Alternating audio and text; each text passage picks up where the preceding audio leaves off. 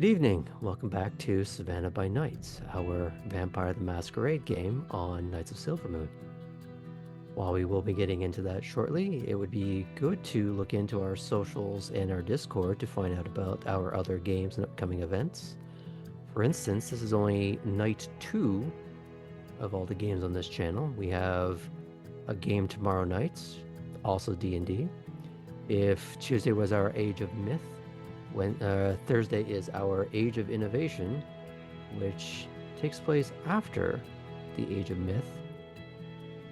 As Age of Myth is currently about to end, that'll be moving to the main game soon, and you should see the awfulness that they're running into already. It involves a circus. Don't worry about it. I'm sure it's fine. Nothing bad ever happens at a circus, ever. Just ask me or Dick Grayson. I'm sure it's fine. And then Friday is our intermittent Star Wars game. You can go see the shenanigans they're getting into, which is always scheduled for awful. Just ask our Martell over here. What was it that you pulled a gun on yourself? No, that's coming later. Killed his wife. Well, I'm sure there's two sides to that story. There's only one. We just don't know it yet. Wait, is our vampire game the most tame game of the entire week? Oh my god. I mean, I suppose we are due for another character death. Challenge accepted. Wait, hang on. You really wanted to poke that bear? No. We could put an actual bear. That's true. Mm-hmm. I could find one pretty easy. I mean, we could all that find exact one. session. Look, that's a different bar. I'm sure we can go and find one in Savannah. Chucks. I mean, exactly that. But unless there's any further announcements or anything for anybody This Tuesday is not our Age of Myth. Come join us in 2 weeks for our final battle. Will we survive? Will we all die? Who knows? This Tuesday, Aaron is running a special birthday one-shot for the old Game of Santos crew. It was the long 4 years campaign before Age of Myth began. So come see, if you've been around with us for that long, come see some familiar faces and familiar characters. God, as I have to remember Iskra how to do and that Cram accent. try to remember how to play them. Well, how do Warlock do thing again? Eldritch It's Blast. easy. Just short Hold on. rest. For Right. you, though, Blast. it's Eldritch Blast. Eldritch Blast. Yeah. All right. So, without further ado, let's tell a vampire story.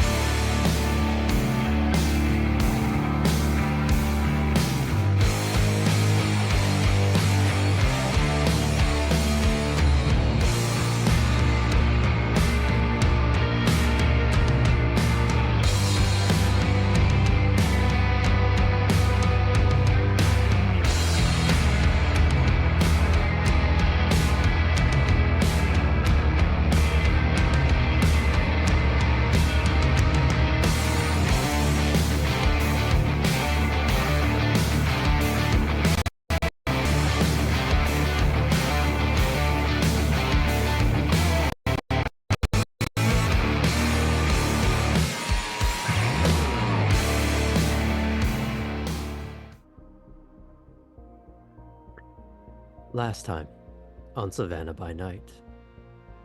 Ellie's attempted boosting of a car did not go anywhere near to plan, as they were forced to ditch their now compromised vehicle in a random nearby neighborhood. Lila, sensing that Ellie was frustrated and retreating inward, tried to prick them back up by taking them to a Bruja-owned junkyard. The younger Nosferatu eventually was shown an old relic of a van that could be an ongoing project for them to work on. Kate received a rundown on how and where the Ventrue-owned security company operates. From small businesses to larger institutions, Veritas has eyes, ears, and sheer manpower absolutely everywhere across the entire county, giving the younger Ventrue the start to an answer on how the clan, and specifically the prince, has maintained stability over Savannah for the last 160 years. She then started training at the firing range with Deputy Rook. While Kate did not display the aptitude of a combat savant, she did, however, impress with her ability to take not just instruction, but constructive criticism. For her first lesson, she was able to acquit herself well and show that, most importantly, she could be taught. Cora was summoned from her cemetery jaunt back to Wormslow, where she was met by Grace, the whip of Clan Malkavian. There, the incisiveness of Ms. Holloway pulled Cora back into a familiar feeling of employee and exacting employer. A job and living arrangements were put on offer, though with the stipulation that Cora would be working directly for both the whip and the primogen on an on-call basis. That, regardless of whatever she may be doing at any given moment, she would be expected to drop it and do whatever the task assigned to her was. Cora agreed. She then went back to the stone cottage, possibly for the last time, and began to admire a blue hibiscus gifted to her by the Tremere Olivia. Upon pressing the flower between the pages of a book as instructed, the expected scent from its petals instead gave her a feeling of being back on an ice rink in Germany, the subtle warmth of a hand touching her own. But, like all good things, the sensation was over far too soon. Artem began in earnest with his assigned endeavor of renovating the Seneschal's long-standing home. The house itself was still structurally sound, though in dire need of cleaning and triaging the furniture and upholstery. The younger gangrel did his best to preserve as much as he could, but everyone involved was resigned to the fact that a great deal of it would still be fueling the growing bonfire on the property. With that sorted for the evening, he then proceeded to try his hand once again at hunting for bigger game. Surprisingly, there was even less drama than before, as he was able to lure a full-sized alligator into his clutches. But as always, even with animals, not draining it dry and leaving the creature soundly sleeping it off. Tabitha was awoken in her chosen sewer by the sensation of rats crawling all over her, which, contrary to Artem, made feeding far, far easier. She then hitched a ride with Lila, where she found out a bit more about Garrick, the Nosferatu her sire told her to seek out in Savannah, but was already dead before she arrived. Lila gave her a few thoughts on how to improve and grow, primarily about using her head, which was rather prescient given how Tabitha lost her wits for a moment and blurted out something on the phone that, while not a true breach of the masquerade, became a teachable moment. How carelessness can be a slippery slope to ruin, and not just for her. A stern admonishment from Deputy Baxter later, and Lila roped both into getting a proper driving lesson at the racetrack with Cora. Which is where we pick up.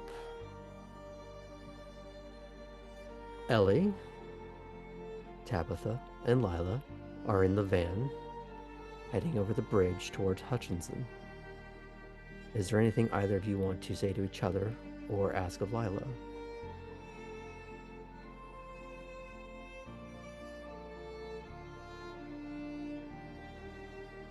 So, you're telling me that the both times that you have brought fellow Nosferatu on a driving thing. It's gone terribly wrong. Well, here's the thing. I'm a Nosferatu, and it keeps going fine for me. So it seems like maybe it's just you two new dipshits that keep causing problems. Some people will say that it's maybe don't blame the student. Okay, but since I'm the person, I'm gonna blame the students. What do you think, Tabby?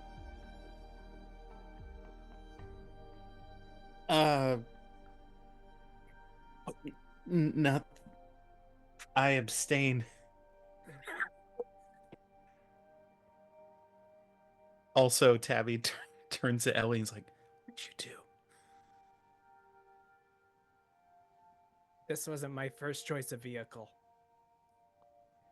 Yeah, why didn't you tell her what happened? I tried to hack in to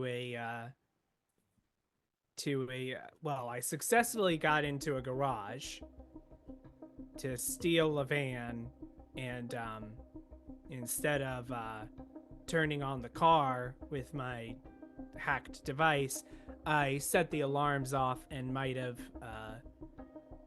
crashed the car through the garage and damaged some property, and had to abandon the vehicle because it was pretty much a wanted vehicle. But hey, and I was Ellie, like, to be while the shitty one with driving, cars. Ellie, while driving, takes the gun that she got out and just goes, "I got this." Fuck, dude. Lila is going to immediately put the hand over that hand and put it below the eye line. Yes, I am sorry. surrounded by mediocrity at all levels, at all times. Thought I was supposed to be the screw up. Okay. Are you still wait. blaming me, shitheel? Okay. Me? Well, Both of you. I didn't blame you for nothing. The only smart one so far.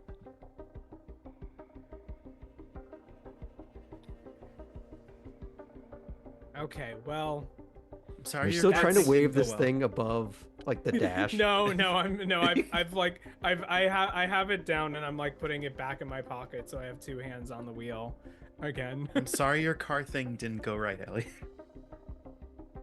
It's fine. We get to have driving lessons, so it's not gonna be a big loss at all. Yeah. This might actually be better. Now, here's a question for the player, Sam. Yeah. Are you lying to them or are you lying to yourself? The reason why I'm saying this might be better Mhm. is because this is a perfect excuse to get close with one of the new bloods. Okay. Now, we had discussed a few things off screen in regards to that. Yes. Is that still your plan? That is still my plan. Okay. We will come to that eventually, in theory. If you Or can we may find... just crash the car and it won't be an issue at all. Well, you are going over the bridge, so... Oh, wait. Yeah. No, you Don't worry, fucking I don't crashed make you this roll car on right now. basic transit this time. Is there anything else you want to discuss in that little amount of time, or shall we move the scene along? Either of you.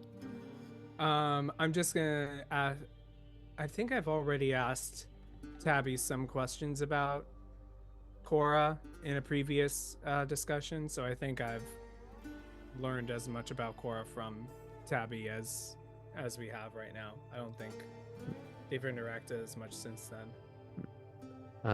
Tabby, is there anything you want to add before we get into the rest of this?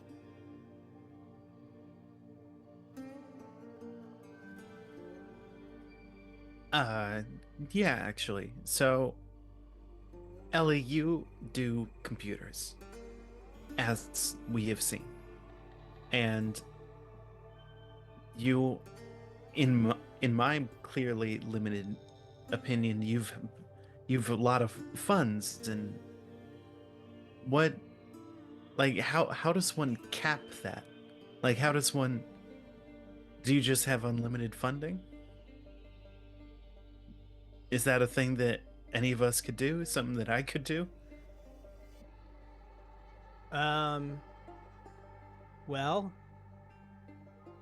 you mean in terms of getting the funds?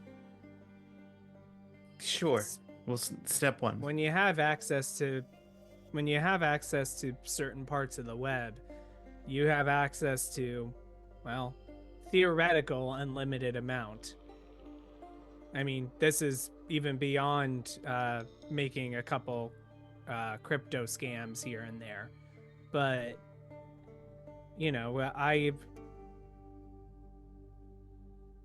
in a previous in my hometown, I used to be my trade was in gathering secrets and blackmailing people for them.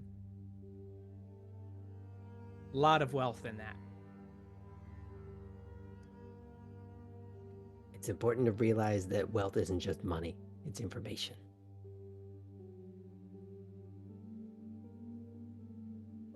I went to med school for a little bit.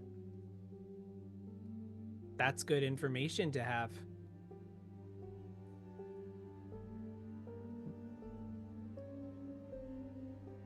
The important thing I've always learned is to not immediately let someone know That you were in med that school you for a little know. bit. Sorry, what? Not to immediately let someone know you were in med school for a little bit.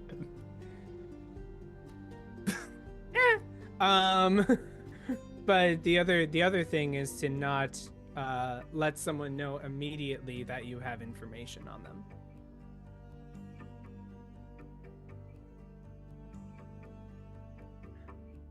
And to always cover your tracks, which I'm very good at doing digitally.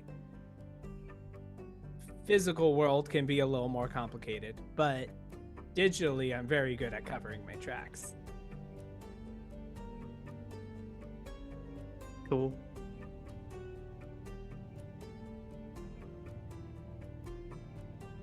That's actually how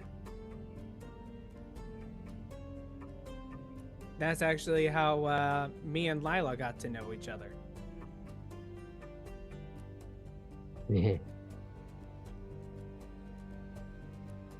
don't want to I make mean- any assumptions. They both make their own smiles at Tabby. I imagine her face just splits in two.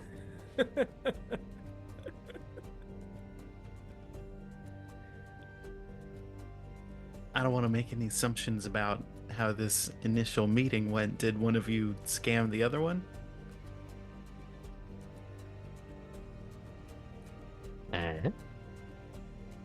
No, we were I talking mean- on ShrekNet. Jesus.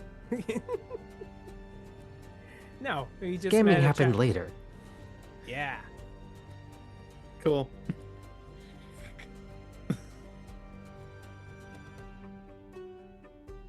Well, I hope I don't fail to get this car.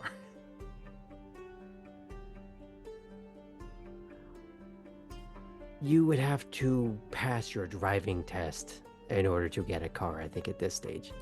I mean, go and take one if you want, but if you can't drive it, it's kind of not going to do you much good.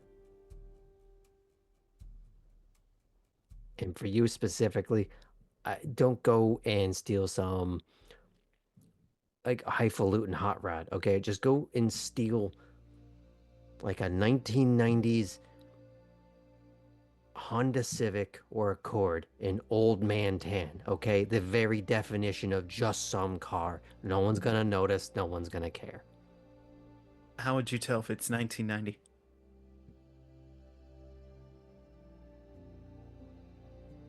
Is that something I should know? I think this is Yeah. why you need to learn how to drive first. Fucking hell.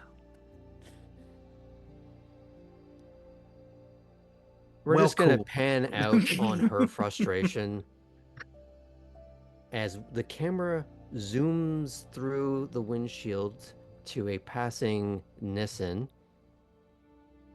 on that same bridge. We're not going to go too far into your thoughts because we don't want to get into the final thoughts or even beginning thoughts, but is there anything in particular that you're pondering as you're heading off towards the racetrack?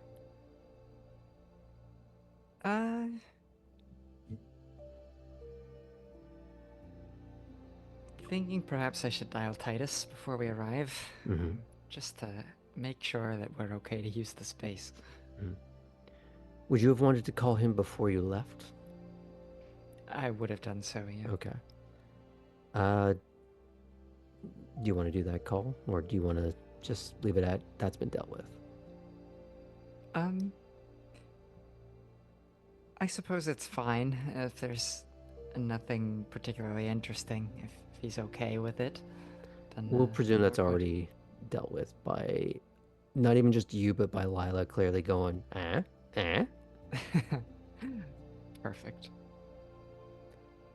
So, Then But- in that case,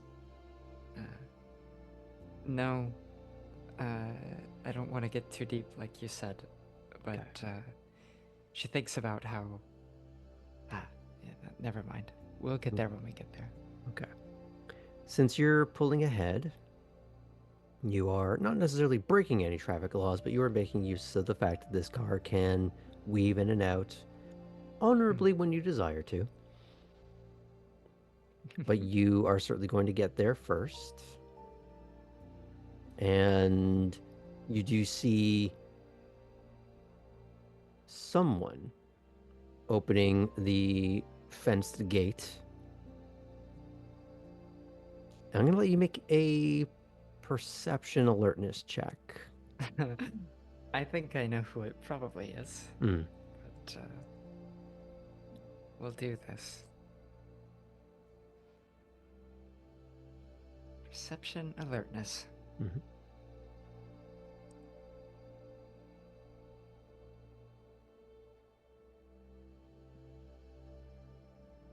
All right.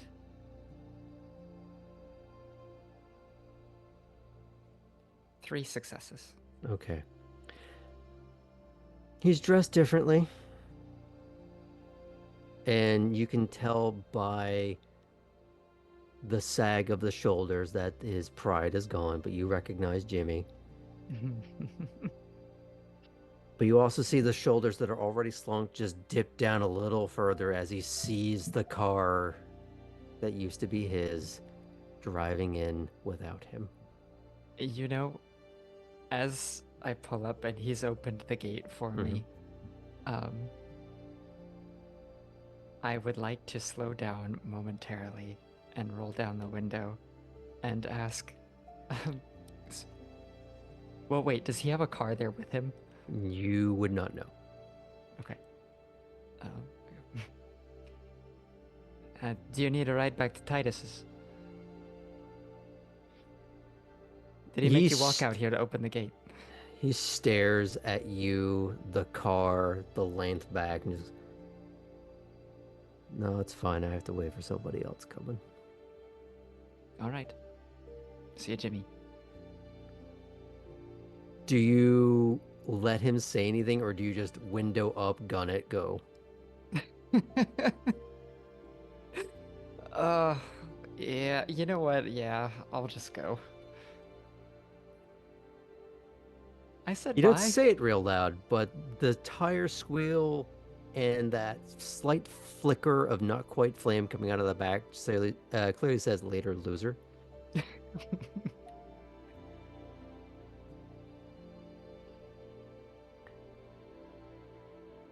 So you head on up. You find one of the few real lights that are on. Like, there are smatterings of lights along the track just to illuminate parts of it. But in terms of like a nexus of light. You see one of the pit garages open. I'm assuming you pull up Perfect. there. Yes, I do. Okay. You can't pull in because there is a very familiar work project there. Mm. It's been stripped down. Panels are gone. Interesting. Okay. Hood is gone. And you see pieces very neatly arranged from the engine bay, either through cleaning or retuning. Maybe a bit of both. You see Titus in a red set of overalls that are folded down around his waist and tied neatly.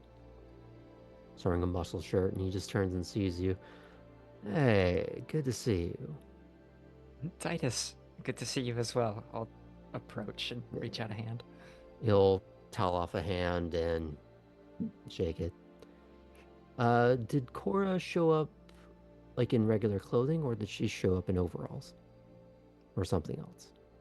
I think that she is carrying with her like a little gym bag, and the overalls are in there. It's not fully Okay. closed, so if he glances, he could see it. But she's got the reflective vests and some triangles and an old German rules of the road handbook in there as well. Okay. There's a room through there if you want to change out of that, or do you need anything? Uh, so far as we have the freedom to roam the track a little bit and the open space out here, I think we should be fine. Yeah, I'm looking forward to seeing what you can do. I need to gauge the ability of each of the students. I'm going in a little blind. From what I hear, so are they. You're working on a rebuild. Always got to have a project.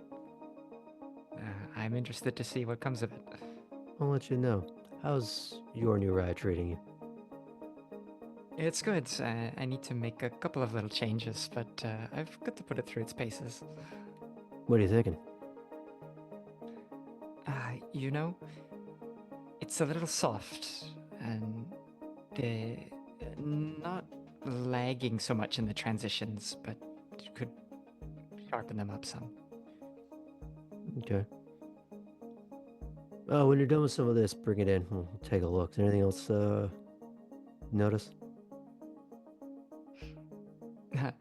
It's just a cosmetic thing. I'd like to change the shift knob out. Jimmy had tastes that are different than mine.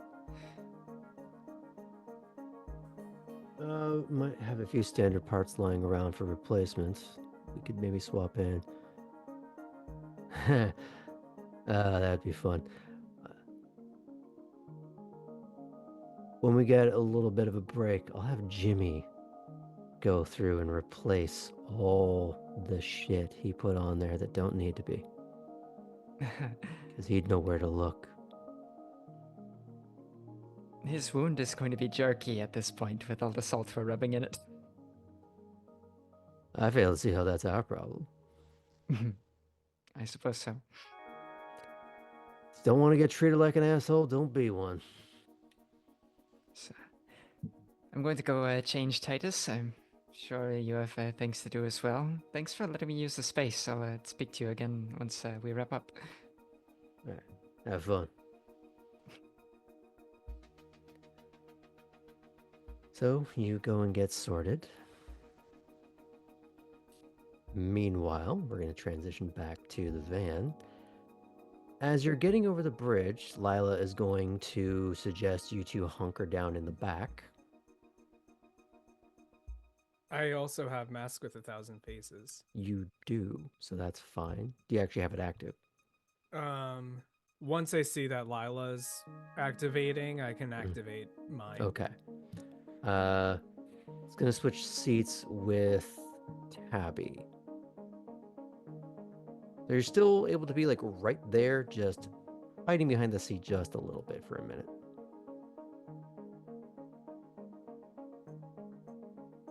There you go. That same forlorn schmuck is there opening the gate. Do you roll down the window or do you just go on through? I think I just go on through. Okay. Jimmy's left watching another car go by, and he just looks out, looks back to the track, closes the gate, starts trudging back towards where the activity is. Except he veers off away from where all the din is about to be and disappears into the structure itself to work on some menial labor that he's probably been given. Out of sight. And presumably, you are out of sight of him. But it is important to remember you are still quasi in public. So while this won't preclude Tabby from getting out of the car, you're just going to have to be a little sly about it. And making sure you have your hood up and try to make how much time you are out in the open minimal. Yeah. So I'm assuming you go up to where you see the other car parked in front of that pit garage. Yes, I do. Okay. Follow Ellie. Well, you are in the van, so Well, you you're kind in of the have car, so I Oh, really hope I thought you we do. got out. Yep. Cool. In that case, I will remain still in my chair seat. So as you pull up and you stop, Lila's going to get out, and you see her rather spiritedly talking with Titus, and you see him reach out to shake her hand. You see her turn around and wave to the two of you. As I'm going, we know this is Cora's car that I'm next to. I don't know if you would know that, but Tabby very much would. Okay. I go to Tabby. I'm like, is that Cora's? Yeah. Great. I'm gonna go. I mean, maybe. I'm going to out loud to Tabby. Wow, it's a nice looking car. And I'm gonna take my phone out and take a picture of that while keeping the license plate fully in view.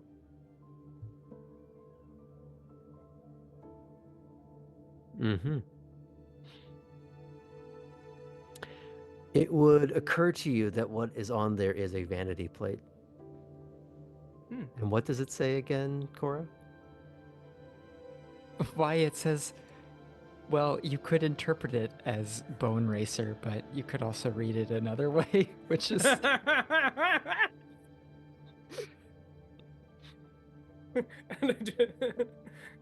just like, I look at the license plate and I go to Tabby. Did Cora bring this car? You gotta type in those numbers to track her down. No, my question first. I don't know. I mean, I assume. Okay. Interesting. I don't know how to choice. tell what type of car a car is, so I don't know if this is. Yeah, but you can read and you can tell what that says. Yeah, anyway. I sure can. I go up to Lila. Titus, this is Ellie. And you didn't get to meet Tabby, but she was the one that spun out the other night. Nice. So you here for more of the same, or you're looking how to not do that again? We are looking to avoid that as a future possibility.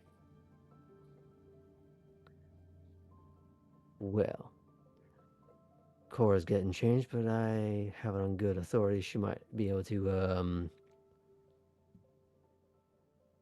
well, I don't want to put too much on her plate and say she's going to correct that, but she's going to try her level best. Oh, Now, do either of you know what you are doing? Well, I did drive us here.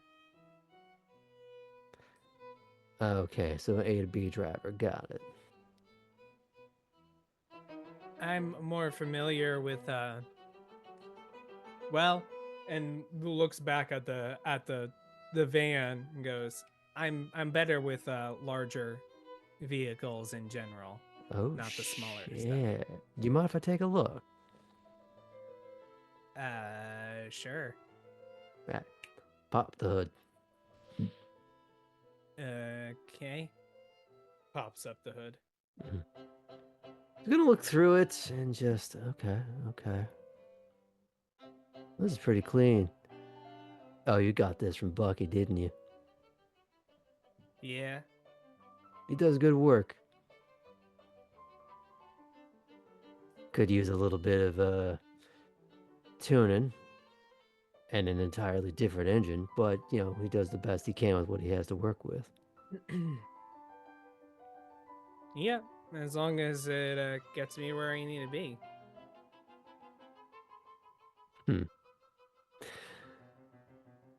Well, let's see if you can just make it around the track without exploding, and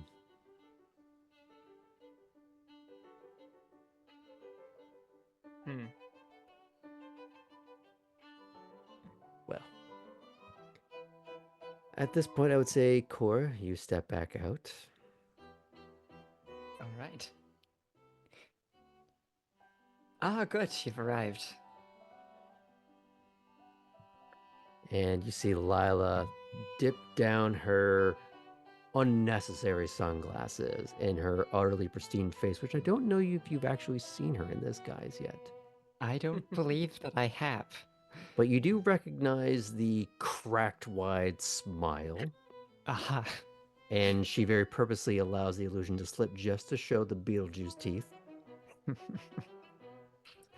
And you do recognize the voice. She goes, "Ah, there she is." Lila, good to see you. Oh, yes, it is. So, these are your students. I know you know one of them at least. Yeah, Tabby, hi. hey. Ellie, we've met. We have. Or wait, you're using a disguise too, actually. So Mhm. I wouldn't say that. Oh yeah. And you are. Is it? You can walk further into the actual pit Yeah. garage. So actually, as we walk Mhm. further in, Ellie will reveal their face. Mm-hmm. Okay. Hi. Ellie, okay. Okay, so they both suck. That was my first question. Is familiarity. Are we starting from scratch here? Or tell me a little bit about your driving experience. Yeah, tell her. I'll go Mike. first. Okay. I've technically driven a car before in my life, but there is a now infamous recent ordeal where I got behind the wheel of Lila's car and basically blew it up without the car blowing up. You somehow managed, in the year of our Lord, 2024, to stall a fuel-injected car. Do you know how magically stupid that is? No. Titus is just laughing in the corner. I also can't tell how old a car is or what type of car it is, so pretty basic. Okay, not a problem.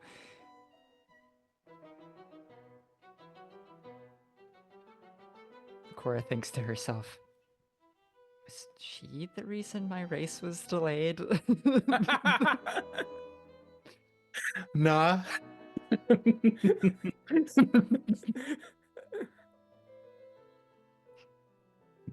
I've driven mostly just things back and forth. I haven't needed to do any high pressure situations in a while. Okay, how often do you drive?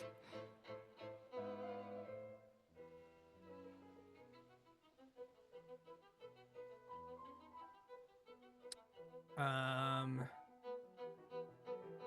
Probably about 6 years ago. Ah, I see. And Okay. last night. And last night and tonight. So Is there a similar inciting incident that's brought you to this class today? I didn't stall a car.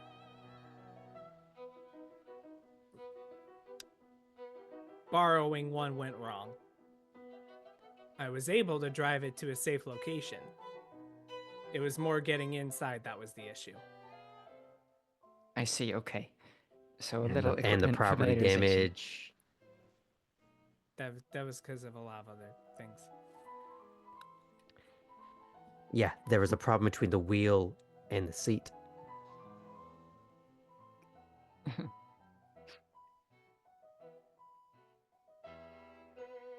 So we obviously basically don't need training. So I have some idea of how tonight's going to go. If you want to go ahead and follow me outside, we'll go ahead and start up. I think the important thing is to do a little refresher of the basics and then to focus on maintaining control under pressure, because there's one thing that two stories say to me. Understood. What's Now, 2 stories? for the sake of expedience, and because of Ellie choosing to drive a bulky van, Mm-hmm. let's put the two of you in that. That is what my suggestion was going to be, actually. Okay. Or it's like, they- not my vehicle. If anyone's eyeing Cora's car, she is going to state it's better to be doing the learning in something you're actually going to use. So if you're already comfortable, the seat is set up the way you like it and everything like that, then that's perfect. Could we do a little walk around first, make sure it all looks good? Sure. And I will say probably Ellie is going to let Cora lead a lot of this for Ellie's lesson. I will say everything is in pretty good shape considering the age of the car. It's not pristine by any stretch of the imagination. It is what it is. It's a 70s ass van. If there are any little faults or interesting things about the vehicle, Cora would like to call them out and call Ellie's attention to them. You'd be drawing attention to the fact that it's heavy, it's a van, so it's always going to be underpowered. Where the engine is sitting, the type of wheels that it's using, the benefit of having the wider wheelbase, but also the fact that it's going to be slow and lumping. Steering is always going to be a problem, so you're going to have to anticipate more. The other thing is that the tires are underinflated. You need to spend a bit of time going through and checking all their pressure and making sure they're proper. Which, considering it's right outside a pit garage, you have all the implements to do that very efficiently and accurately. Perfect. But other than that, no real issues to speak of. So, do you want to teach from the driver's side seat, or do you want to teach from the passenger side? I think I will teach as a passenger. That's what I'm Okay. used to. Do you want to do this one-on-one, or do you want Tabby riding behind? You know, we have the space. Let's have Tabby along for the ride. If that's okay, Ellie. Sure. Great. So, before we begin, restraints, everyone, please. Oh, seatbelt. Click. So have you been in one of, I mean, clearly you have the knowledge. Have you been in one of these before? Not this exact van, but there's a lot of them are more or less the same. The idea with something like this, and you'll see as we get moving, is once you get up to speed, it feels like you're driving through water or like you're trying to maneuver a boat. You're going to point it a direction, it's going to take a while before it wants to go there. So the key is to think ahead.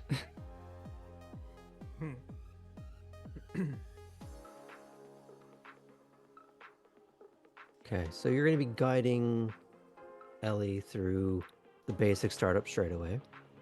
Mm-hmm. You're going to find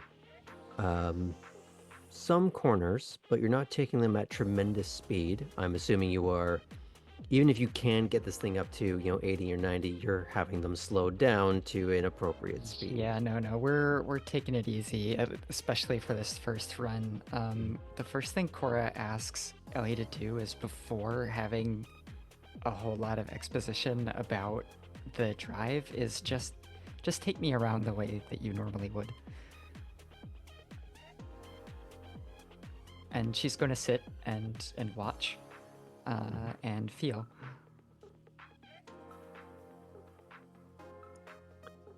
And she explains that that's what she's going to do as well. Okay. So in order to give a mechanical element, obviously this is going to be drive. Yeah. But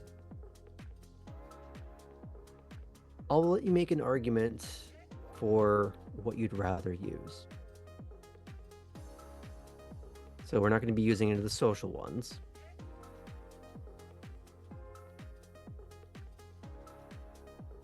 I want to do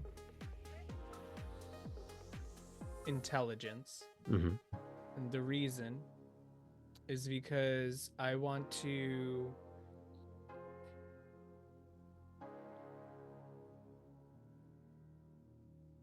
I almost want to have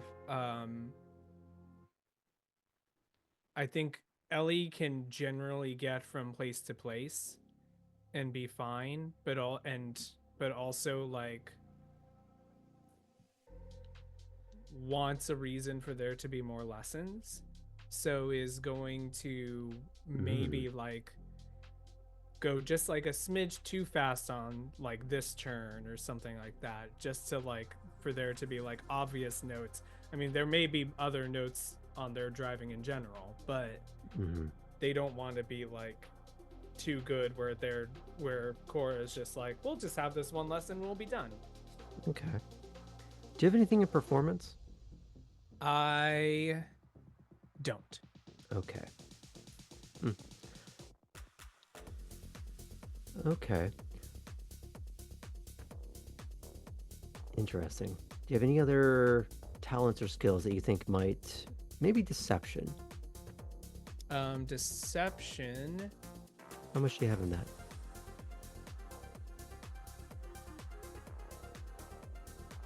Where is deception? On the left, towards the bottom, I believe. Oh, you mean streetwise or subterfuge? Subterfuge, my apologies. I don't have anything in subterfuge. Okay. I have streetwise, but Nope. yeah, not. So I'll let you do this but it's going to be difficulty 7 because you're not a strong driver and you're trying to sell a particular image of your driving. Another thing is that I could do drive and perception because I'm also trying to get a vibe of Cora's feelings as I'm driving. I would say that would have to be a separate role, and if I were to have you do it while you're driving doing this task, it would be harder because you're multitasking. Okay, that's fine. So let's leave it for now just the intelligence and drive. We're going to do this at 7 Oh, okay. because you're trying to show that you are competent behind the wheel but not too competent. You were trying to anticipate the road as you're seeing it with a heavy ass vehicle that you're still just getting to learn to drive. Oh wait, that's a D100. That's not what I'm supposed to use. That would change some math. Yeah. Okay. Not bad. That's 2 successes. There was a 10, but it got negated by a 1. Okay. But 2 successes. Okay. You are proving, well, like what Titus said, that you are an A to B driver. But not maybe as competent as you'd want to be.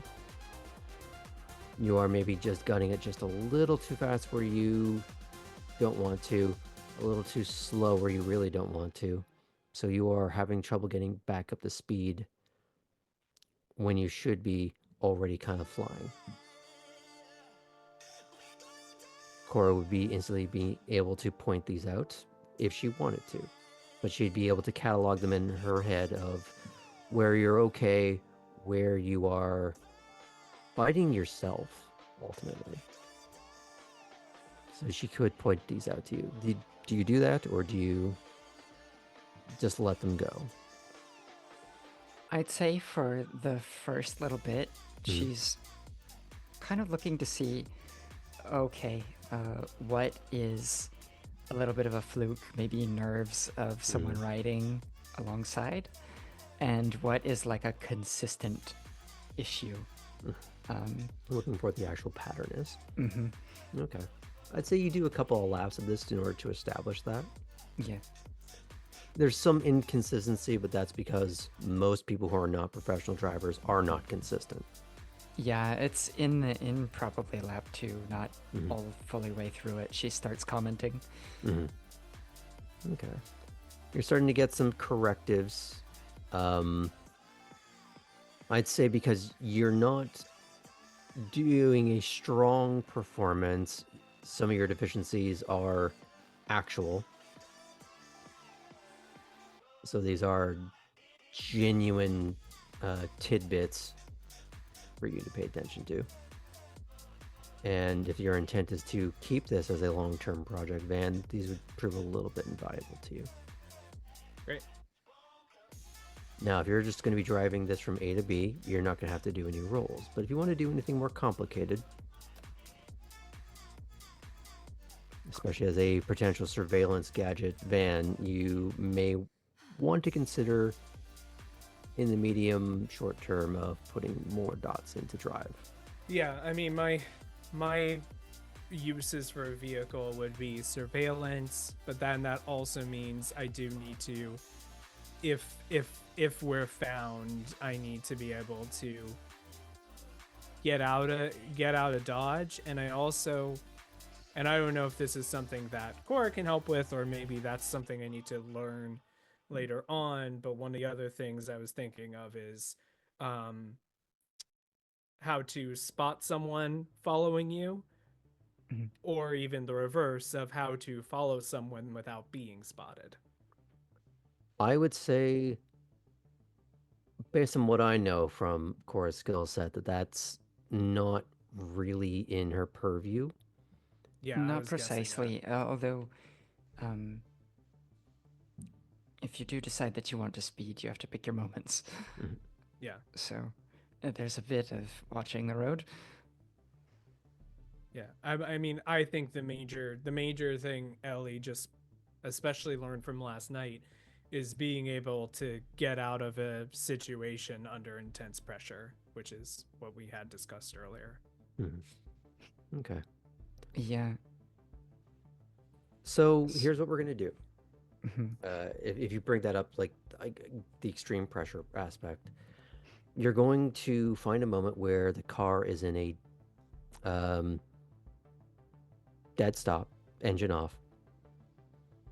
You've let a few minutes to start to cool down, settle, so that you can cold start as much as you can for a car that has been running and have it do a thing. And she has it on an open track. And she's going to force you to do a J turn as much as you can with this behemoth. Nice. But because she is instructing you, Yeah. it's just going to be a base 6. Great. And now if you'd like to add some commentary or anything while they're rolling. So, I have something. If you are able to pull this off to amp up the pressure a little bit, but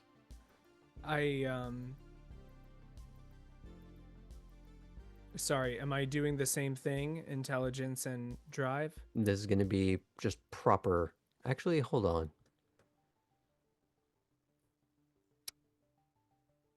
Because it's not an entirely stressful situation. No, sorry. We're going to go with Dex and Drive. We're going to do Dex this. and Drive. Great. Yeah. I was thinking about wits, but I mean, wits and dex are the same for me. Okay. So wouldn't matter anyway. so Tabby, as we do this, you're going to want to hang on to something.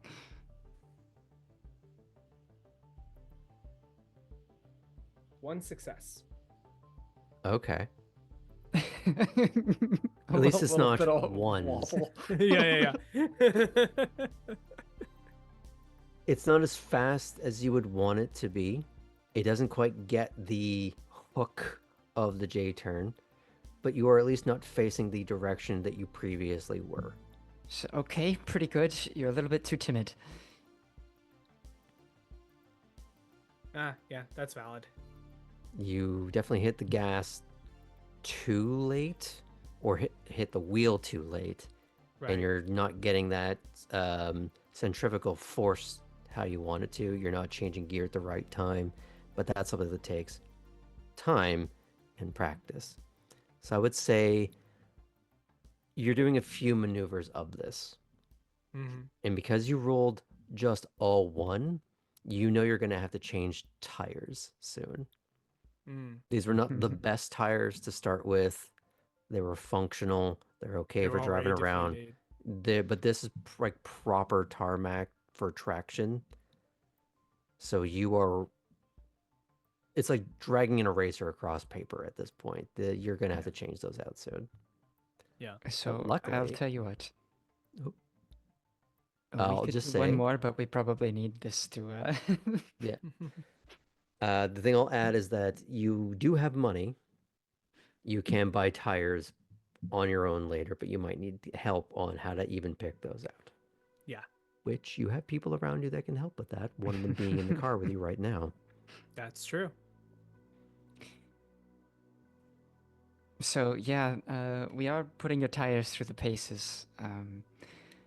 I didn't talk how this is all going to go in terms of reimbursement or anything like that, but I'm not going to be paying for your new tires, so that is something. Oh, you need don't to worry. consider. I got that. Yeah, I got that handled. You don't have to pay for my new tires. And now, oh well, good. Okay, I'm glad. It seems like you have that under control. There are, even for vans like this, performance options that are available in your wheel size. If these are the kind of things that you want to do, I would suggest you go with those.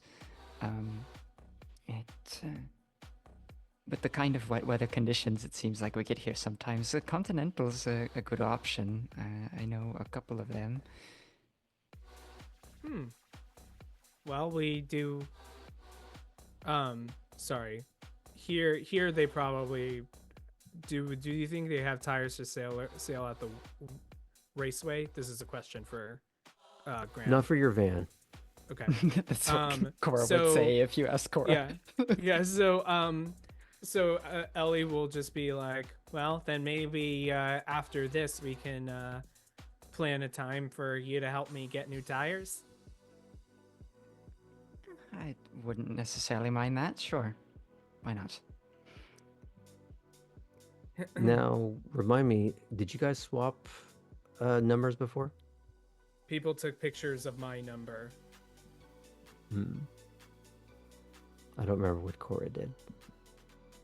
I think everyone but Kate actually put it in their phone. Kate took a picture. I actually have. I can pull up my phone book. Yes, I do have Nice. Ellie's number. I don't recall whether I handed my number to her or not, but I think I did. No one's handed their numbers to me. Or no one texted me. I think I we just never. gave- Oh, because we never texted you. All no right. one's texted me. Just All want right. that to be clear. We're on session 16 and no one's texted me. Oh no. It's fine. Sorry, Ellie. But we'll say for now that little driving experience is sorted. Next would be Tabby. So, Tabby, I'm going to assume that you want a car, not a van. So, I would like the thing that a vehicle that'll get me to a place, doesn't draw the eye, and what I mean is you're not driving a be- van or a truck. You're going to be driving a Yeah. car is what the intent is. yes, sir. So in that case, I'm going to leave this up to the teacher of, Hmm. do you want to bring Tabby to your car? I think what I'd like to do is I'm gonna leave my car as a little treat at the end, and I'm going to ask to see, like, call out, is Titus around or is someone working? Is Jimmy around? Titus is there. Okay. Hey, Titus. So we're through with lesson 1. Onto Tabby now.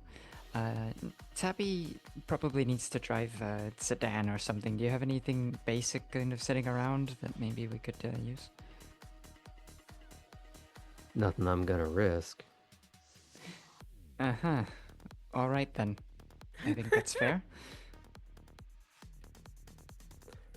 And my job is providing the space. Right. Okay, Tabby. It looks like it's you and me and the Z.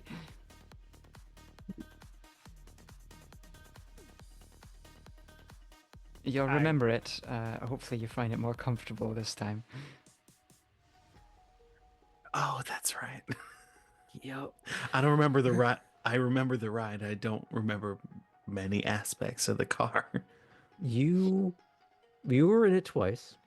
You were in the trunk the first time when you arrived, and then you were sitting in Poppy's, lap. An oversized lap. I do remember that part. Yeah. It's one of the reasons I Now- didn't absorb many other aspects of the car. So you were going to have Tabby sit in which seat? You know, we have to start somewhere. So, Put on these gloves. Tabby, why don't you step into the driver's seat and we'll just take it really slow to start out.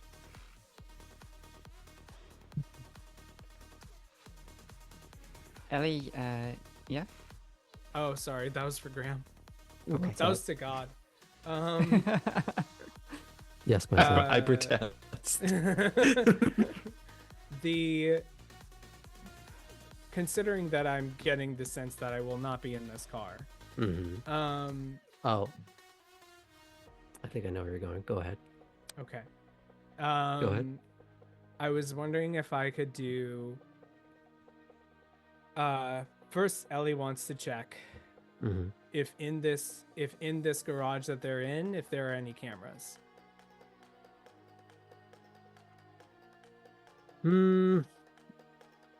I would say for insurance purposes, there are some like built into a corner. Okay. Whether or not they're on, you don't know. But considering who was going to be in the pit tonight, it's probably a safe assumption that they're off. Okay. Or at least that Titus has control of the footage. That's also good to know. Okay.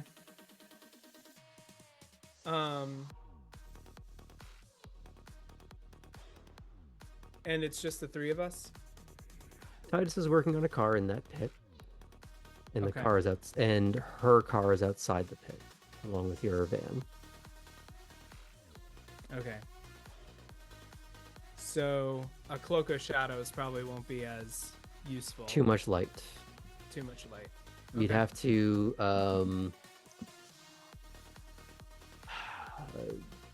was it like vanish from the mind or something? I'm trying to remember what that power is called. Oh yeah. I know what you're talking about. Mhm. I have just enough for Mask of a Thousand Faces. Okay. So I'm not up there. Okay.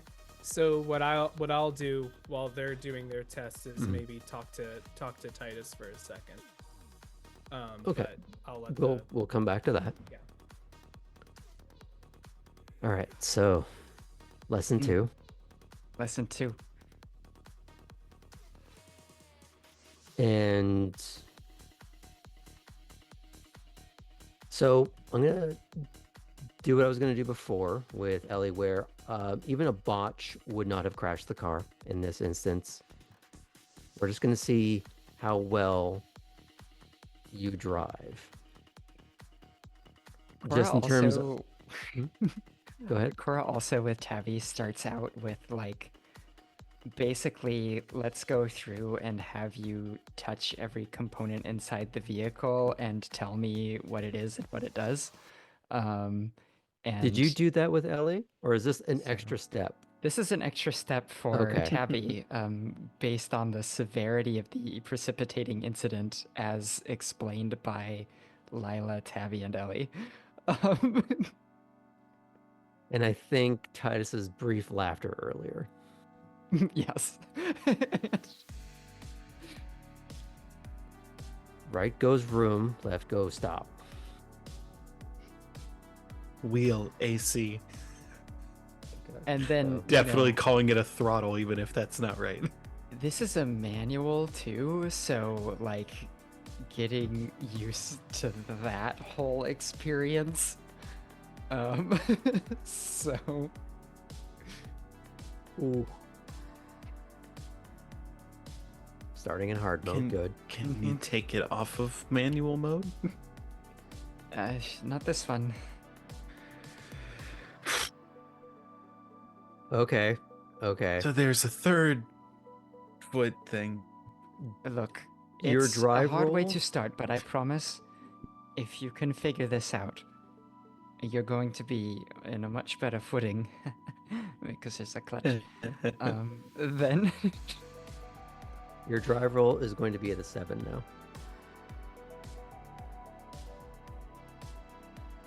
just remember, don't stress out. I'm right here with you. Cars like this can be intimidating because of the power that they have, but I promise you can get it. Now for Cora, in a lot of these cars, you can actually limit the horsepower. You actually have like a dial setting that you can do in a lot of these Z cars. To like govern it Yeah. on purpose. Why not? Yeah. So if you do that, I will bring it down to a 6. Cora will do that. Okay. Yes. In part out of care for Tabby's sanity and also for her own vehicles. You know, prolonged lifetime. can I argue for either intelligence or wits due to Cora's helpful guide through this and trying to retain the information for this? It's far more about remembering how this stuff works being a manual than it is about. There's a lot of coordination that goes into driving a manual car. So this is where it comes down to... Or manipulation. No. I- We're gonna go... Oh, wait, no, that's a different... Yeah, sorry. No. We're going to go with Dex and Drive. And the reason why the DC isn't higher is because of the help. And because this is more of an earnest attempt at driving rather than the subterfuge that was being sold earlier.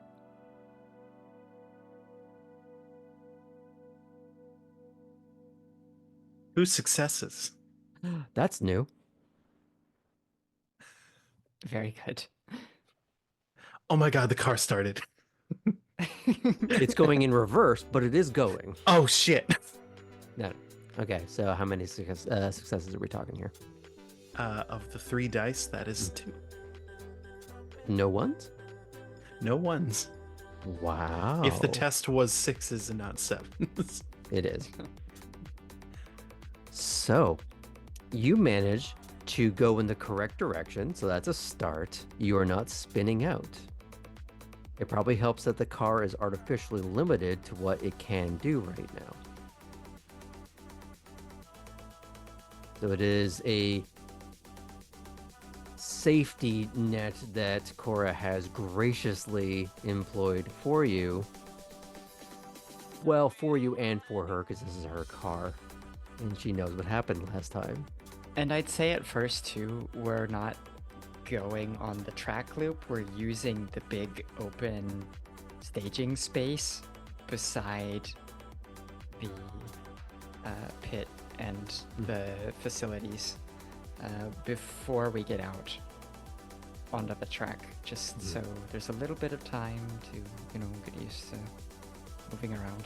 Just the start and stop of it. And I would say there's still that what every manual driver, first-time manual driver goes through is that awful clutch sound.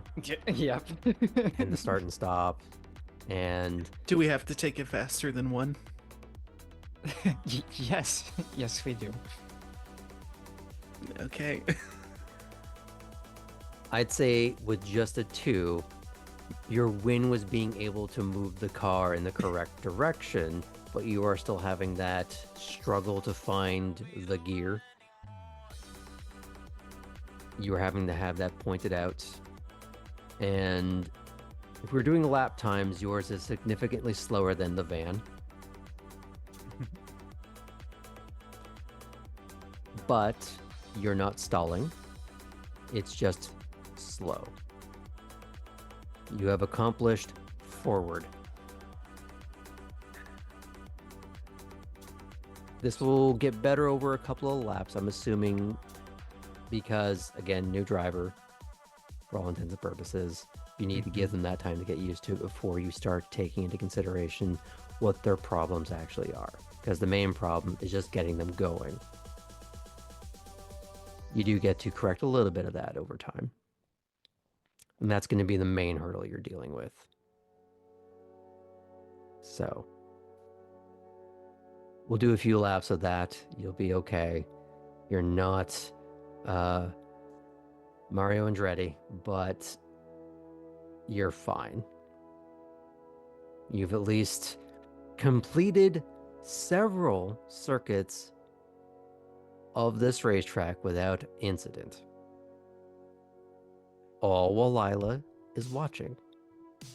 And when you do finally pull back in or up to the pit, Lila is grinning. Hey! Hey. Why couldn't you do that last time? I don't know. Cars. And for added bonus, I will say that during all of this, somewhere, a window in this facility, Jimmy has his face pressed against the glass.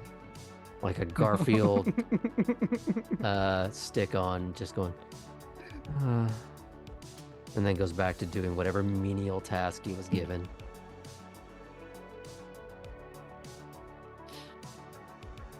Thank you, Cora. See, Saying- that wasn't so bad.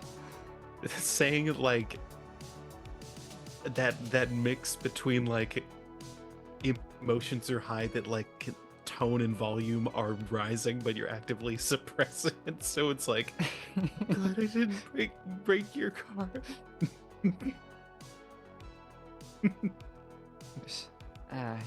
So now that we're done, and she'll get out of the vehicle.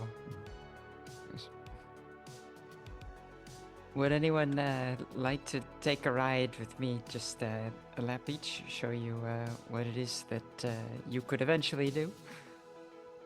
What's the opposite of calling shotgun? Trunk. You'll No, I have want to see. Scissors, Ellie has paper, her hand stone, or straight. something to decide who goes first. Okay. I'd say Ellie, and then Lila's gonna take Tabby aside to at least let her sit in her car. Not start it up, not go anywhere, but just you've redeemed yourself enough that she will let you sit behind the wheel without the keys.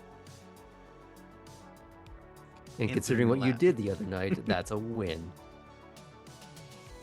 I ain't touching shit. Mm-hmm. Okay. Very polite and a seen and not heard type of posture. As Ellie gets into the car with Cora, I'm assuming Cora is driving to do your flying lap. That's right. Okay. I'm assuming you dial it all the way back up. Restraints? Okay. So we're going to do 2 rolls. Because this isn't just you driving from A to B either, Cora. No. And I would say because you've been going back and forth across this track, you've been learning it very well. Yeah, this is a great opportunity. So I'm going to lower this. Is your background and everything. I'm going to lower this to a 4. Ooh, okay. Because we're going to highlight the differences between the driver and the other drivers. So you have more Sure. dice and a lower threshold to cross. Now, while you're doing that, I'm going to have Ellie do something. Because I assume you've gotten into this car for an ulterior reason. That is just so correct. Now, above the table, what is that reason? Above the table, I want to put a tracker on the car so I always know where it is. Okay. Now, you would also know that one tracker is not ideal. Yeah. Most people that are doing this would put multiple and different kinds. But you're doing this on short notice. Yeah, I mean, my initial plan was if it was still in the garage, and I could kind of cloak myself so no one could see me, I was gonna put one on the outside. But right now, my options are kind of like glove compartment, under the passenger seats, maybe even like on the seat belt, something like that. I would say, and again, we're not sponsored, the best that you're going to be able to accomplish with this is basically like an Apple AirTag that you've just stuffed into the back of a seat, like lost change. Yeah. And hope they don't notice. So what you're going to do is, while she's busy being the race queen of this track, you are going to be rolling dexterity and stealth. Okay. And because she is distracted by the task at hand, this will be lower to a 5. Okay. I'm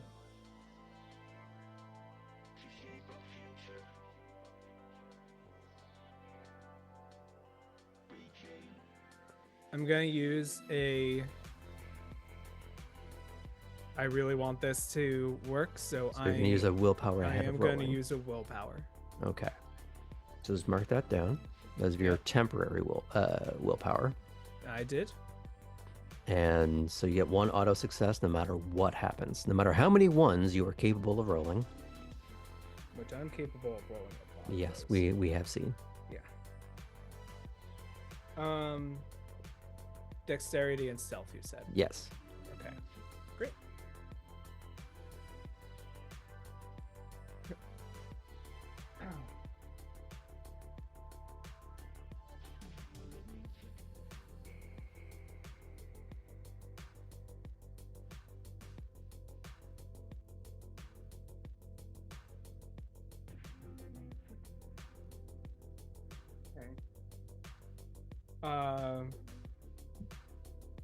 Plus the willpower, that's 2 successes.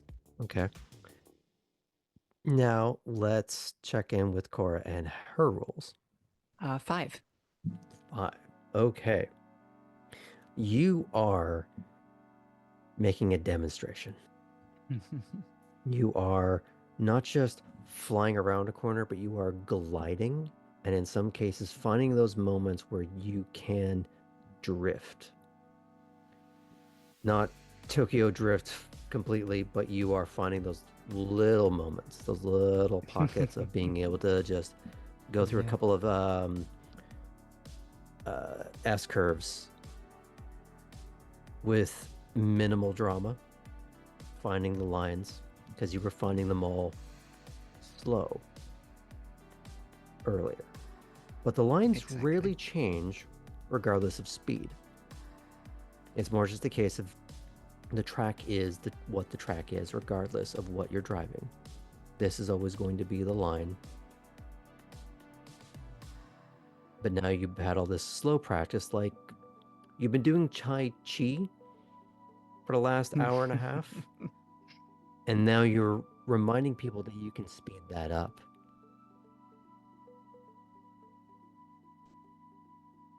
And you whip through this track easily. You are even able to take a second lap, because the first one's the warm-up. This one becomes the flying lap, Excellent. and it's even faster. To the point where you know how the tires are feeling, you know where they're gripping the road. And because you know what you're doing, you know you're not going to have to replace those tires tonight. Whereas Ellie's going to have a rather immediate expense. But because you are so focused on doing this properly, correctly, and maybe even reflecting on past times when you couldn't do this, because professionalism kept you at bay and you were doing the thing that you want to do. You are, perhaps, you tell me, reveling in this. Yes, absolutely. And with revelry comes distraction, where Ellie makes use of it, and we'll say, well, the hardest place to really clean in a car is where the backrest meets the seat. That abyss. Ugh. And I'd There. also add, Mm-hmm. Ellie has very long fingers. If I had realized that or remembered that, I probably would have made that difficulty lower. Oh, yeah. I mean, I didn't. It wouldn't have changed it that much, I don't think. Chopstick But, fingers. Did you roll any 4s? I rolled 1-4. Okay, so that would have been 3 successes, not just 2. So, yeah, you seeded that thing home. Now, here's a problem. Because after this glorious display from Cora, you get out, both of you. Titus is waving Cora over to a now opened secondary garage pit. The Nosferatu are trundled off to the other one, out of sight of one Jimmy. You get out as you park it on the riser. Jimmy, you're gonna clean this car, every inch of it. You're gonna take off that fucking gear knob, that embarrassment, and any other aftermarket nonsense that you apply to this, gone. You're gonna go find spare parts, and it's coming out of your already meager paycheck. And you see Jimmy just finding new lows to sink to in that moment where his shoulders almost seem to touch the ground while still standing. Yeah, okay. And his upper body doesn't even really seem to move as he walks towards the car. He's just a broken, shattered husk of a man. I feel like I should add to this Cora and Titus as the evil jocks in a movie and like have her throw her overalls at him to wash.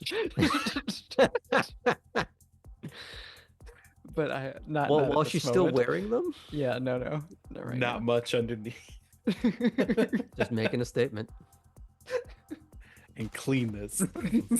More things you will never have, Jimmy. Now get to work. So do you actually throw anything at him, or you just think it real loud? No, I don't think I really have anything to throw at him. At You present. just point out spit on more him. things about the car that you want addressed. More like, I want that gone. I want that replaced with this, that, deep cleaned. She'll point things out, yeah. Okay. She'll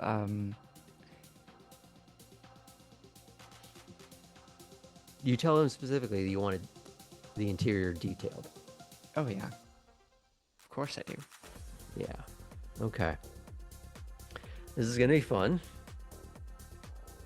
Because there is a chance that he could find. Does Jimmy have to make a roll now? He does. That's what I'm pulling up my app so I can roll some dice for this. So you got a total of 3 successes. I got a total of 3 successes, yes. Okay. I'm gonna have him roll at a 7, because it's well hidden, and he's emotionally distraught. Actually, we're gonna put that in 8. because of that. Oh no, my bullying went too far. To be fair, that's all Titus. So I'm gonna have him roll 5 dice at difficulty of 8. Well, he did get a 9. Canceled out by a 1. Oh, Jimmy. So in his Walking Dead dejectedness, he finds nothing, which leads to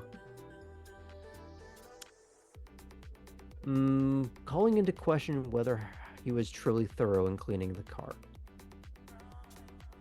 But from everything that you eventually see, he has done at least a surface level job. It's all sparkling and gleaming.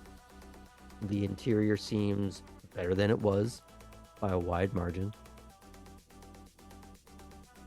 But it allows you to get all changed up and cleaned, and any other conversations you want to have while he's doing this. We are going to be closing the scene out too, because we do have other people in the wings. But For sure. is there anything either of you want to deal with while you're here? Just the image of Jimmy, like having one of those old, crappy, like plug-in vacuums, but he like only has like the cylinder top, so it's like not getting in any of the nook. He's just jamming it up against stuff. Ellie's going to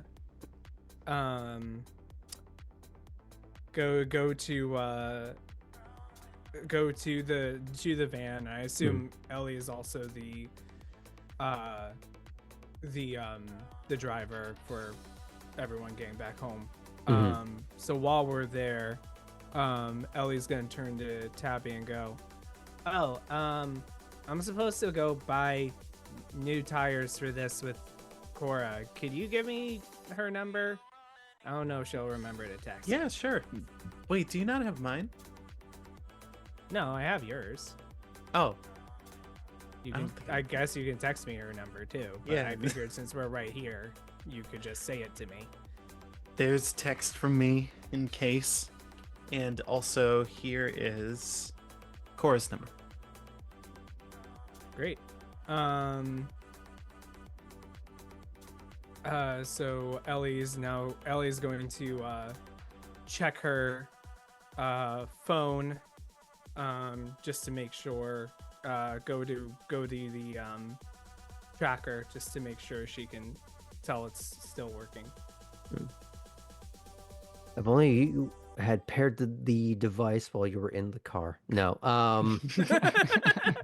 It's well hidden and you're never getting it back and it's not activated. I assume you had paired it before you put it in the car. Yes, I would have. And an Ellie who is smarter than Smoggles would have paired it before Mhm. doing that. Okay. Yeah, it is working fine. But again, it is just a standard commercial thing that people use for luggage, so it has limitations. Yeah, such as range, I'm guessing. or Range also just and where, battery life. right. It's basically like a micro pulse of a battery, so it will run a long time.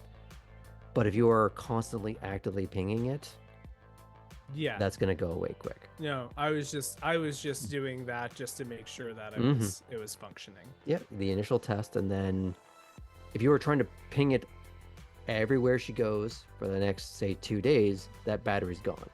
But if you're Yeah. doing it once every 24 hours, Yeah. different story.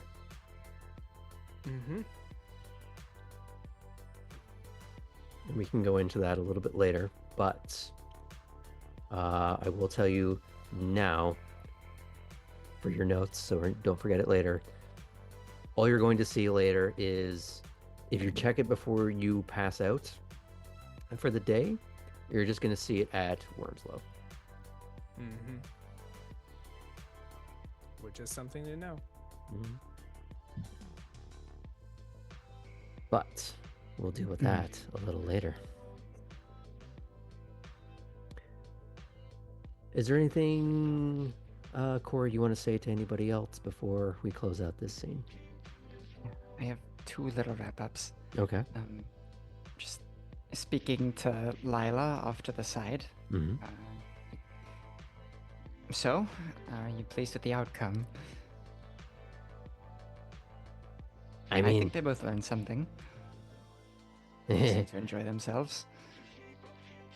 well, nothing's spun, nothing's on fire, nobody crashed, nothing. She's craning her head towards the van that she's not in, hoping on a spiritual level that they hear her. If you decide they need more training, I have Oh, an of course they do. idea for a way to increase the pressure next time. A little bit of simulated pursuit sort of situation. Oh, we can make that happen. Good, good. I think that would be fun. So, now that I've done my part, I was hoping that maybe there was something else that we could get taken care of. Right. Okay. Call Edward. He'll be expecting you. And you can get Perfect. your plates swapped out. But I want them. Of course, I don't remember. I haven't forgotten that part. Good. Okay. I think the easiest thing for you to do is remember the office at Barnslow? Yes, yeah. Leave them there. Okay. And if I see them in the next couple of days, we're good. That is too easy. Perfect then. Isn't it just? Life doesn't have to be complicated. People just make it that. Lila, next time, you and I should go for a spin together.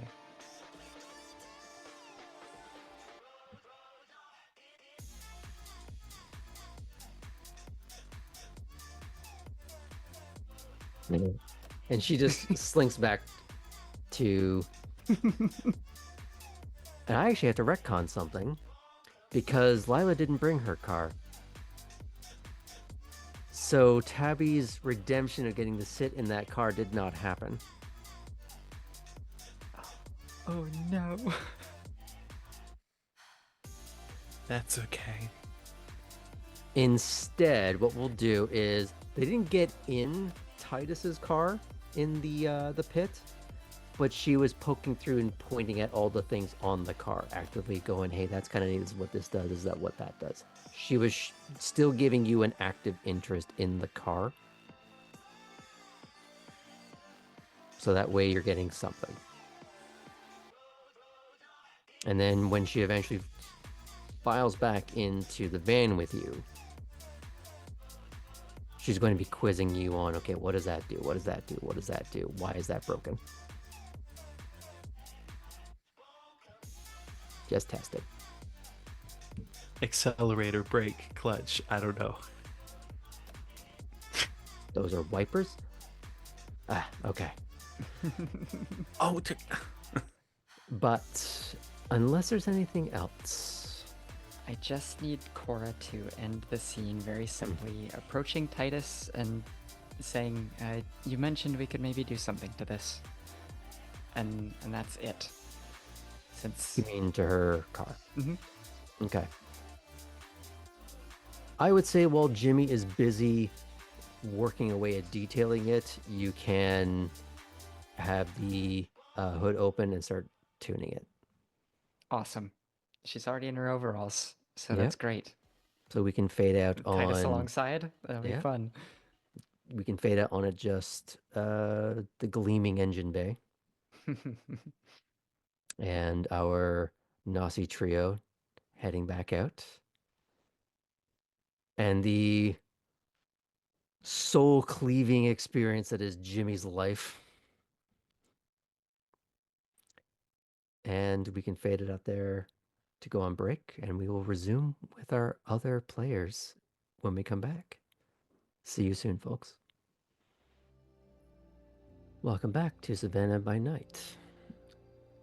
We pick up at the latter half of the episode in our otherwise sitting idle to Kindred.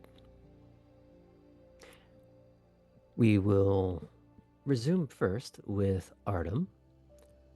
You were in Alden's domain. You had just finished feeding on an alligator.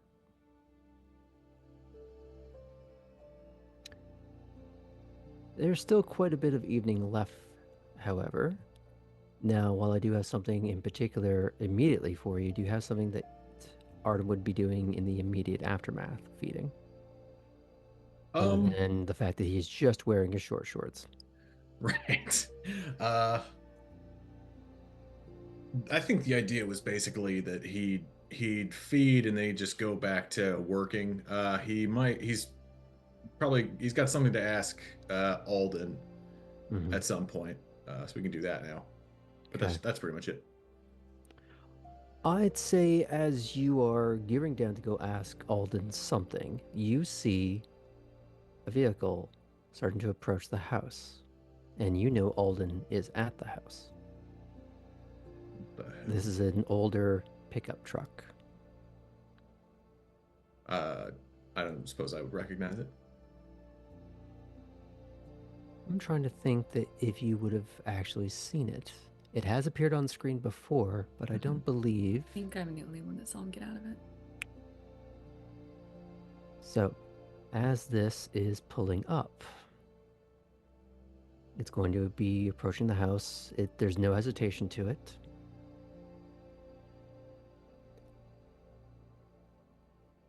And you see Prince Everett Brooks get out of the driver's side. Shit. I would say you were just about to ask Alden something. He puts his hand on your shoulder and steps past, but not very far. It's more just being first at the top of the steps of his porch as the prince walks up.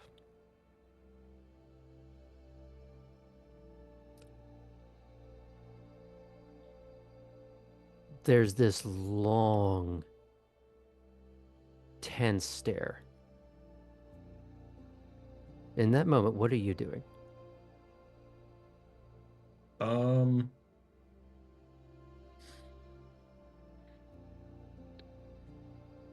Getting ready to go support if needed. Mhm. He's not sure who he would support. But the intention here I'm finding is that you are not sure what to do. Not sure what to do, but getting ready to react if something happens. Okay. So it's almost as if the hairs in the back of your neck are starting to stand up. You are getting that something's about to happen. I don't know what I'm doing or what's about to happen. It's all going to be bad. Hackles risen. And then the two just start laughing as they look to you.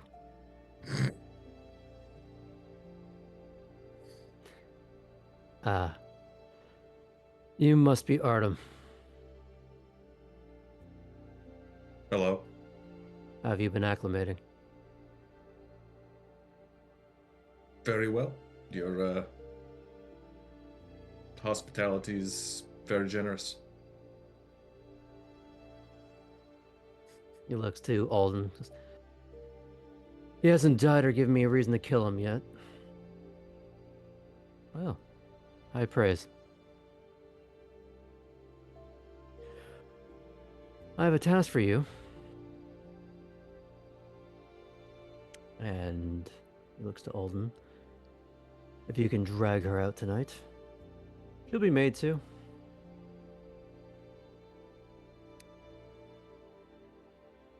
He's looking around. He sees that bonfire that you have started, of the detritus that is no longer required.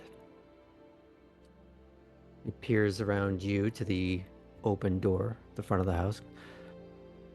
I see you're no stranger to hard work, fixing up a house.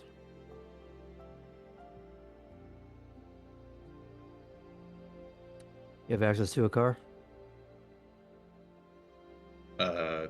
He sort of looks at Alden. Do I?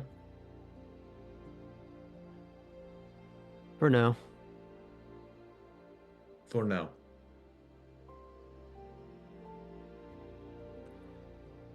Go get her. You're gonna follow me. Okay. Okay. So while you're getting sorted, we're gonna jump over to Kate real quick. You were told either to wait for his call, or if he doesn't, for you to call him. I'm gonna call him. Okay. He is walking up to the truck, and an arm sticks out of the passenger side window.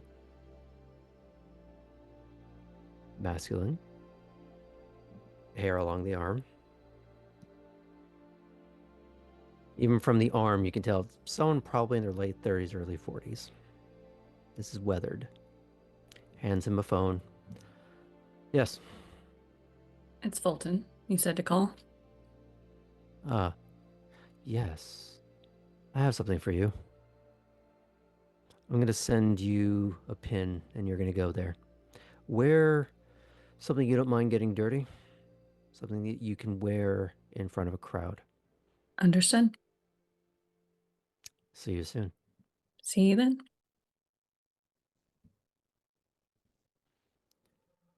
Now, to compress all of this,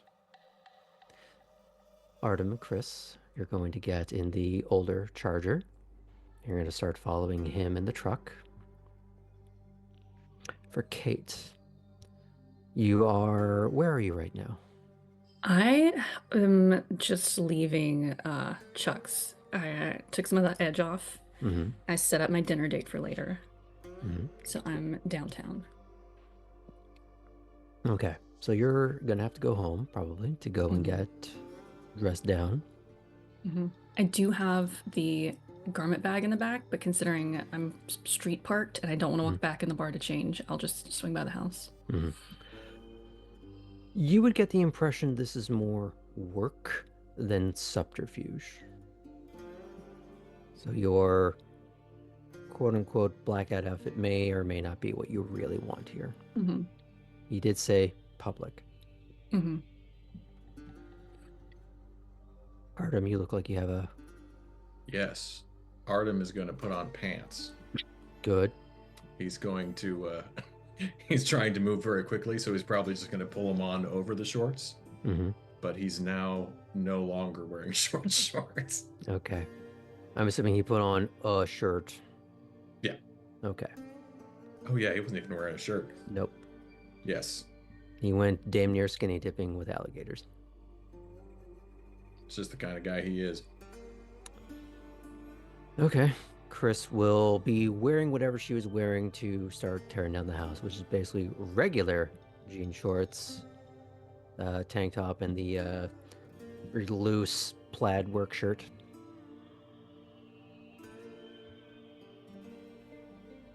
Hey, the prince just showed up, and he said that we have to go somewhere. She slow turns at Alden. Don't look at me, get in the car. Ah. Well, fuck it. Beats spending all night here again. And she's gonna walk ahead of you to the car, of which you still have the keys. I do. Mm-hmm.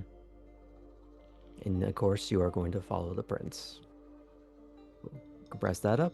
Back to Fulton. You are getting sorted. How are you? We'll put on jeans, probably some like thick-soled Chelsea boots, and a plain shirt, which for Kate is still kind of tailored. It's not like she's rocking a ratty t-shirt. Mm-hmm. And then she'll pull her hair half back. Okay.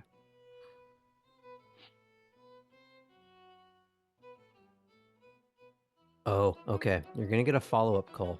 Mm-hmm. It's Brooks. Mm-hmm. Take a different car. All right. Click.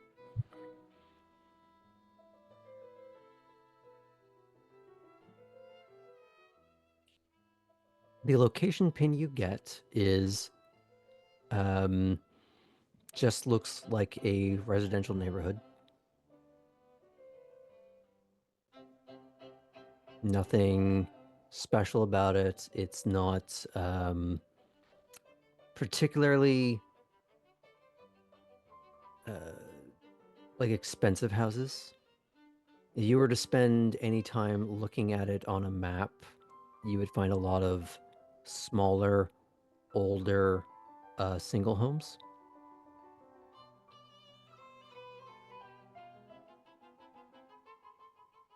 I'm giving you that because I expect Kate to be a little more researching where she's going.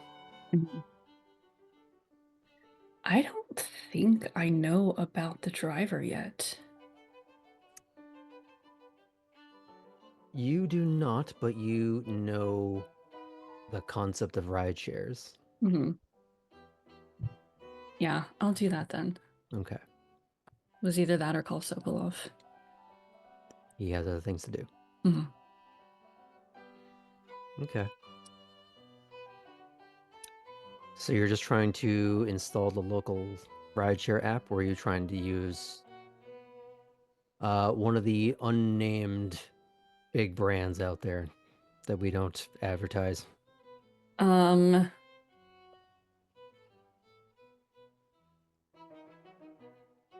I'll probably just use one of the big ones because it's a big enough city to have it. Mm-hmm. And it's going from a house to a house in a tourist town. So if Kate were to get picked up by a regular person, it wouldn't be that weird. Mm-hmm. Fair enough. Because again, I still don't know about the concept of the special driver, so. Mm-hmm. So you are picked up by conveniently nondescript individual who's not really paying attention to you, in a kind of average car. Tabby, I Like- found your Honda Accord. Well, probably might be, except probably made more in the here and now rather than a bygone era. You hop in, they just give the very briefest of polite niceties, and then they do what most of us prefer. They leave us the hell alone. And they get 5 stars for it. Exactly.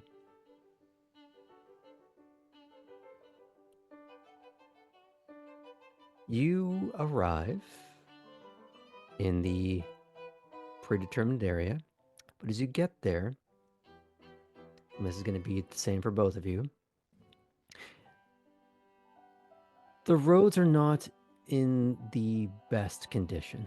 And it's not because the roads are broken themselves, it's because there are still some downed trees. And they look like they've been there for a while. You see one or two houses that have some superficial damage.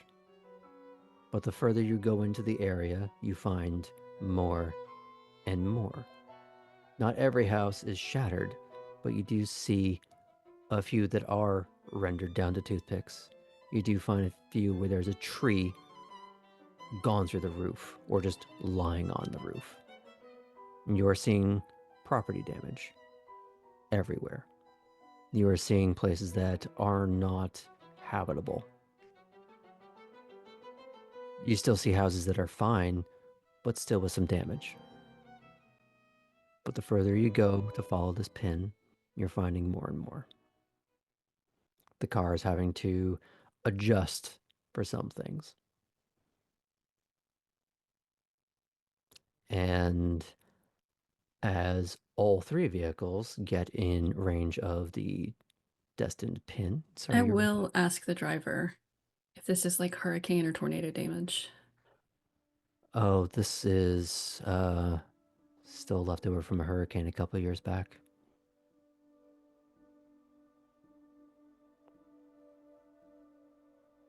Which, out of character, for anyone who has lived in an area where things like this have happened. Where I'm from, we had a tornado a couple of years back. There are still parts of town that, while where I am is fine, we had chainsaws going for a year and a half every other day. At the outskirts, however, you had places that are still dealing with it. They cannot get their insurance sorted. There are still places with trees through the house. So in a place where widespread damage is unfortunately a common reality, damage still takes time to deal with a couple years later. And there are a great many safety nets that don't work as much as we would like. And this is a scenario where that's going to be very true. So, as we get into this unfortunate quasi-disaster zone, you're seeing the other side of it. There are some temporary housings, some mobile homes, RVs, and you get the impression some people living out of their cars in their what used to be their driveway. Some things are being ripped down, torn apart. You see some scaffolding of new structures, but it's not nearly as far along as anyone would hope, especially if you're one of the ones that live there. So, one thing you do see, however, is what looks like a FEMA tent without the logos on it. You do see people milling through it, some of which you get the impression are locals. And as you, I'm assuming, get out of the car, because this is a rideshare, you are walking up to where this nexus of activity is. Mhm. You see Jean Corwin at the epicenter of this tent in a high-vis vest, giving direction and directive. Water and food is being handed out both to what appears to be volunteers and locals.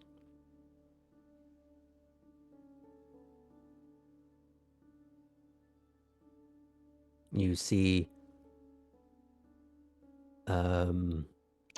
for Artem, you're going to be parking further away out of the immediate stress of the area with the prince and his pickup truck. The four of you are going to be walking up not too long after Kate gets there.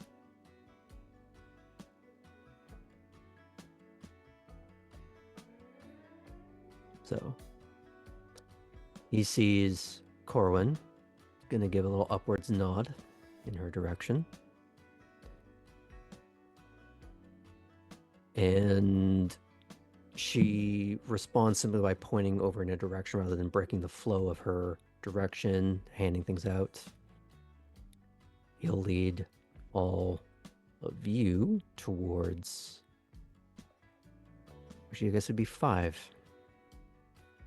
There was his passenger. There was Artem and Chris, and now Fulton. You weave through the tent, the buzz of activity. And you see from this vantage point that there are some of these volunteers helping to clear some of that detritus. Some of it is just by hand and work gloves. You can see, or rather hear, tools. You can hear hammering in the distance.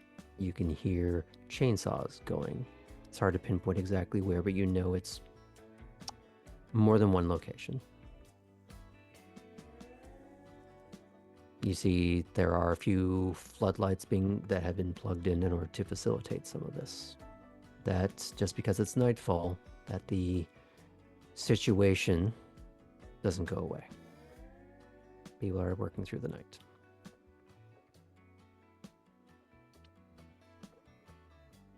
While you are finding a small pocket of inactivity, the 5 of you are in one space. When I get out and see what's going on, because I'd only put my hair half up, I'm going to pull it up just completely out of the way.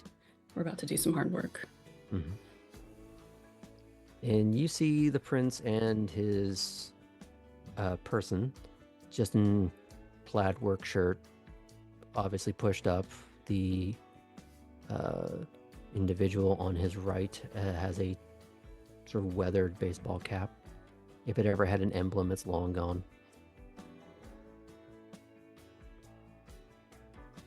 Both of them clearly looking around for exactly how they're going to apply themselves, but you see something else in the prince. This is taking exact measure and stock.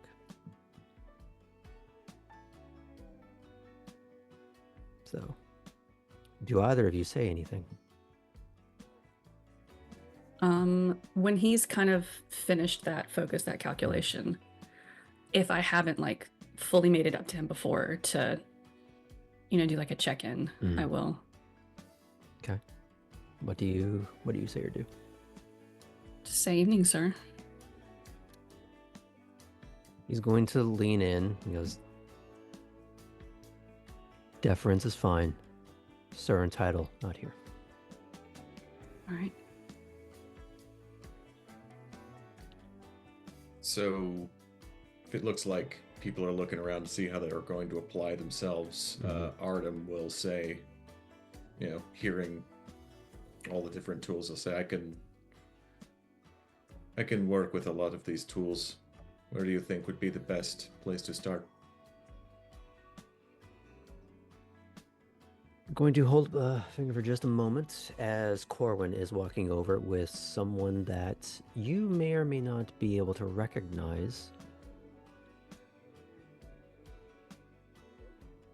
In fact, I'm not sure if you would have actually seen this individual, but they were there your first night.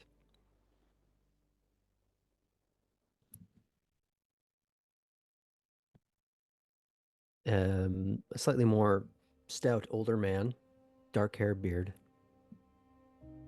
with Corwin. And okay, where do you see yourselves?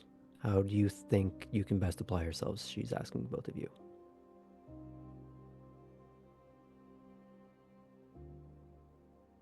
You look like you've got coordination well underhand. Mm-hmm. If you need any assistance passing things out, if not, I can take smaller branches as Artem here cuts things down. Can do that. Artem, was it? Yes. Hi. Hi. I can also work on the houses if that would be more help for you right now. More skilled labor, we need that. If you can apply that, that would be better use. Okay.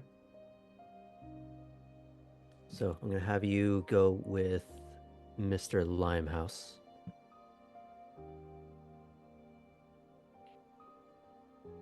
Come with me. We probably have a few things to discuss. She's saying that to me. He's saying that to Artem. Okay. Sure. And she's going to look over at Chris and Fulton. You might as well go with him. See how you can move anything that needs to be moved, anything that needs to be handed over. Just maybe being together might be a better idea for you. And do you follow or? Yeah, I'll follow. Okay. As you step out of view, the prince will give you a nod, and the three of them continue talking before breaking off into different directions to go work on something. And if you ever take a moment to look back, you see Everett and his companion putting on work gloves, and they're not shy about moving debris, getting dirty. We'll ask if there's an extra pair of work gloves as we go to head out. Corwin will point you back towards the tent where there are some supplies. I'll grab some for Chris and Artem. Okay. Might actually have his, but he appreciates the gesture. Mm-hmm. At this moment, I'm wondering if he just sort of tucks them into the back of his jeans. Yeah. Like as a matter of course now. Mm-hmm. And he would have had him on him while, doing the stuff, so he probably wouldn't have removed. Yeah. Okay.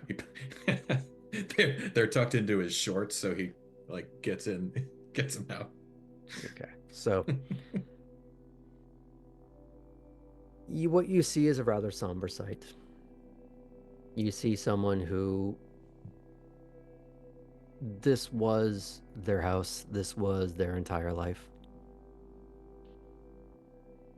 And you are helping them pick initially through some of the wreckage that time and weather has already destroyed well at this point. And you're trying to clear out the area so that something can be moved there. And it might dawn on you how fortunate Alden and his domain is in comparison. I don't think this is... Sorry. Go ahead. You need to finish your thought. Go ahead. I don't think this is the first time Kate's done something like this. She grew up in the South. I think she would have, post-Katrina, gone with a youth group to do hurricane cleanup. Or to one of the Carolinas, a hurricane that hit there.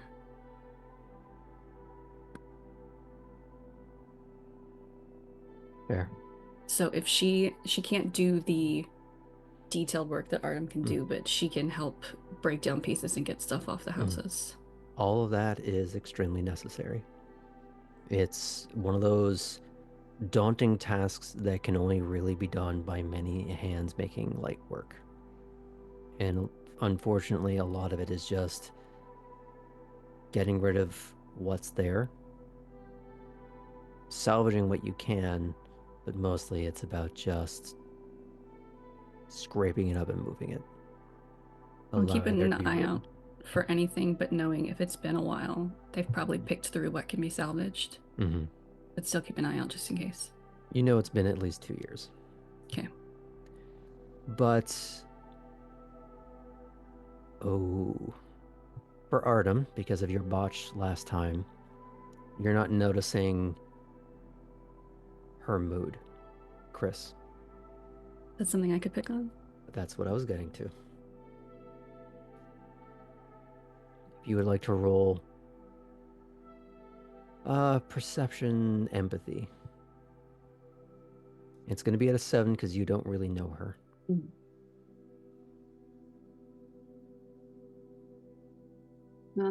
That is a botch. That's a botch. Yeah, How no bad? successes, 1-1. Okay.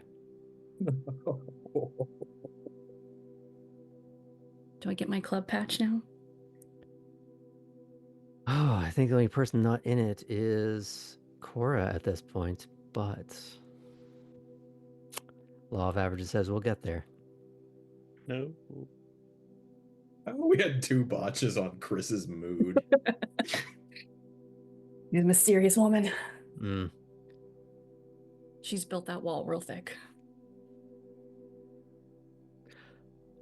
You definitely know that there's something going on behind the eyes. You cannot tell at all what that is. You don't know to what level you should be concerned. Only that you should be. And you don't know why. You also, like Artem, will not be able to parse her mood expression for the rest of this evening. You are distracted for a little bit and you almost slice your hand open trying to move some corrugated steel. Careful. I'm fine. In fact, I would say the only reason why... Do you actually have fortitude on your sheet? Do not. Okay. I would say it's lucky that you're wearing the glove. You find that the glove just has a cut in it a couple of layers deep, and if you weren't wearing it, you'd be down to the bone. Might want to pay attention. Is Mr. Limehouse still with us, or did he just like walk us over to the area? Mr. Limehouse is more with Artem, as they are doing some of the heavier lifting. Mhm. Some of it is just moving things out of the way, but also helping, because it's not just one house.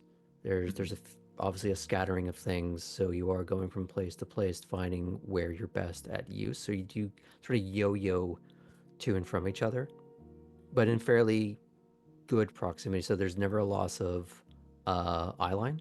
Mhm. And I assume that's something Artem is conscious of, that he's trying to keep an eye on where Chris is at all times. Yes. Yeah. That's right. So while you're yo-yoing a little bit and keeping that eye line, you are going between lifting detritus and helping actual construction workers, like contractors, put things into place of houses that are starting to go up or be rebuilt or repaired. Mhm. So you're not really doing the skilled labor. You're closer to it than a lot of others because of your skill set and comfort. But there's clearly people who have been brought in specifically for that. And there's probably a lot of insurance reasons why you are not the one doing it.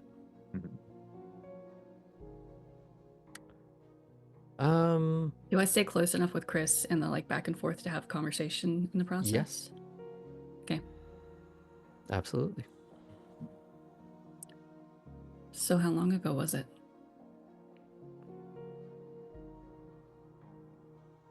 What? I've seen hurricane damage before.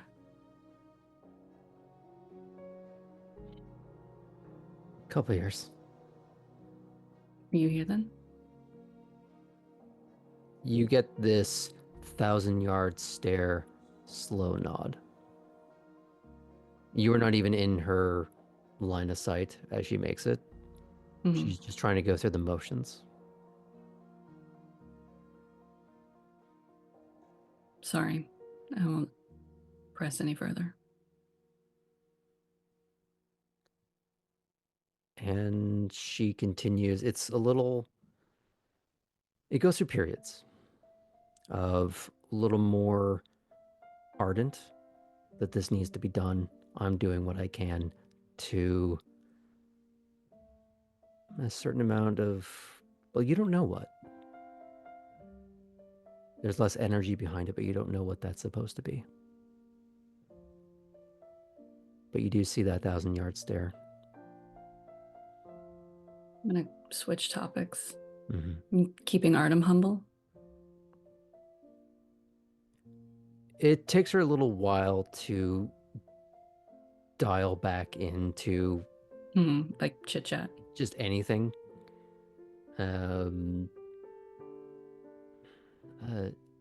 Sorry, what was that? Sorry. Sorry, it's just making a joke about keeping Artem humble. Because he's still the not fun one. She gives you... No, I'm not.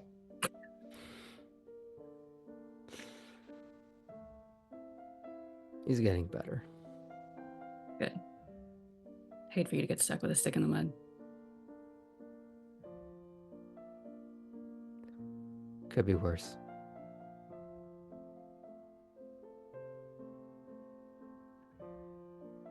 She does sit down for a moment in, I would say, some form of rubble, and you don't know if it's because of this.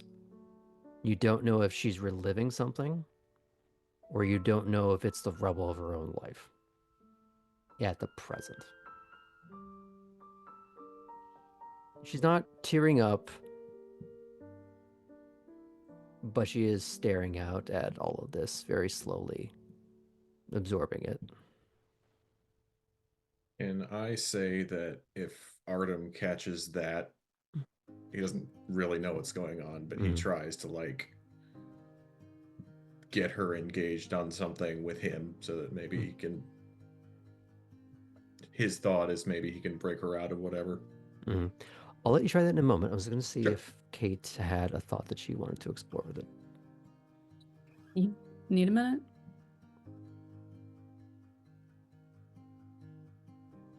And there's a moment where she actually like wipes at the eye to see if there's any blood. Is there any? And she seems quite relieved that there isn't any.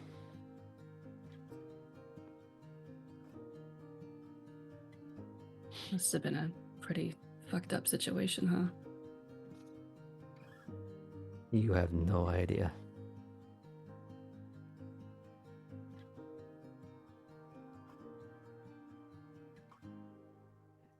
You ever been to one of these before?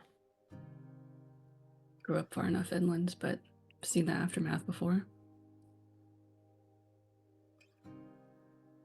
Puts her hand on this shattered door frame.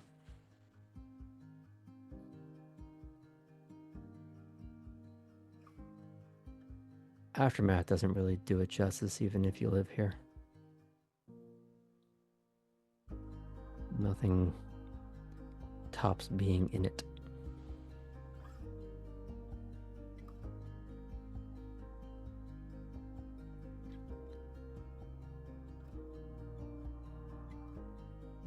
Closes her eyes, leans back.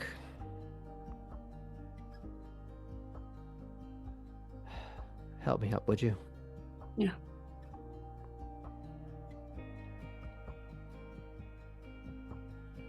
Oh, Christ, I want to break something. Let's go find something. Oh no, you dropped this glass. It's shattered. I mean, we'll have to sweep it up, but probably be fun in the process. Ever been to one of those rooms where you just get to pay and smash things?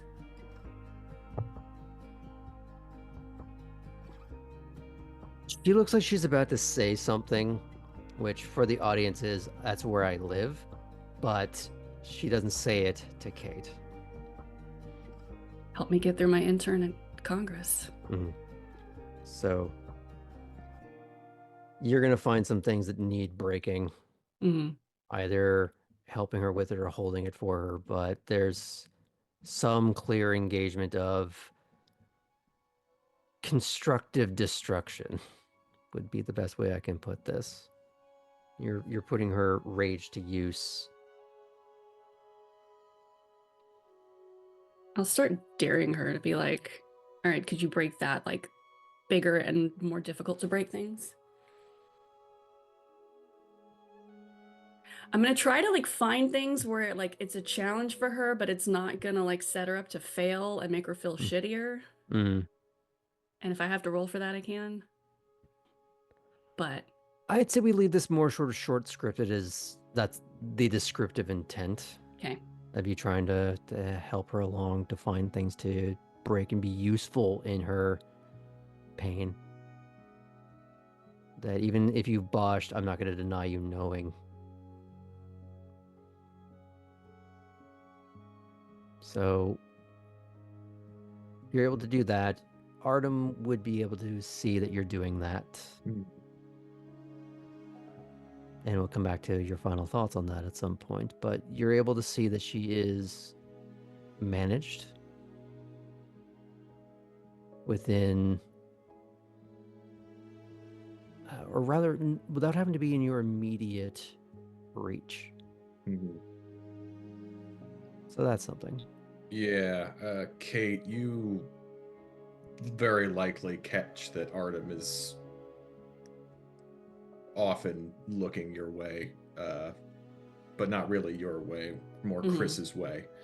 And, you know, he sees what's going on. And if he catches your eye, he'll give you a nod, though still watching the situation. I will, during all of this, be like, so honestly, it's kind of cool that this is happening. Stepping in for people who the system has definitely let down. Is this something that happens often with this particular group? Sometimes. Well, I hate that it's necessary, but I'm glad it's happening. Can you hold that thing? I want to kick the shit out of it. Yeah, and I'm just gonna like hold it as far away as like Yeah. I can. So Don't remember this, Chris, not this, okay? Wait, not that one. And as she pulls back, we're gonna sidle You're back still over the to not Artem. fun one. In this time, you've had some muted camaraderie with Limehouse, who is helping you move some things, or you're helping him. It's hard to say. But he clearly doesn't have any difficulty moving anything. And after a certain point, it's more about just the awkwardness of the weight and not being seen being able to very easily lift a weight. And as he's holding it at one point with you, he waves over someone else with his other hand, and you see a familiar face. One of the first faces you saw when you came to town. Bruce. As he's helping the two of you shore up a larger weight so that it can be easily moved. He gives you this sort of not begrudging, what's the word I'm looking for? Just this curt nod grunt. You don't really need a hello, it's just, I know who that guy is, we're moving a thing. We're all being useful together. What's going on, big man? I see you met the boss. Met a lot of bosses today.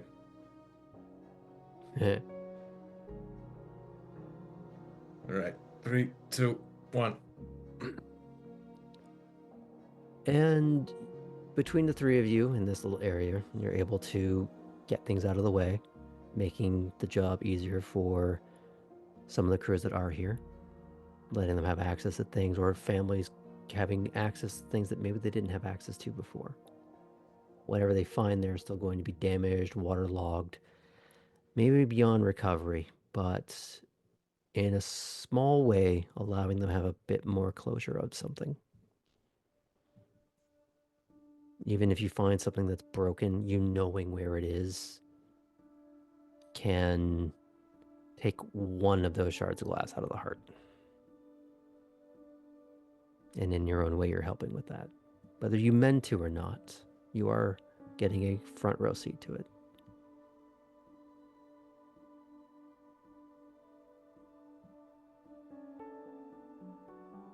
I would say between both smaller groups, this is something you do for the next couple of hours with little peppered conversations.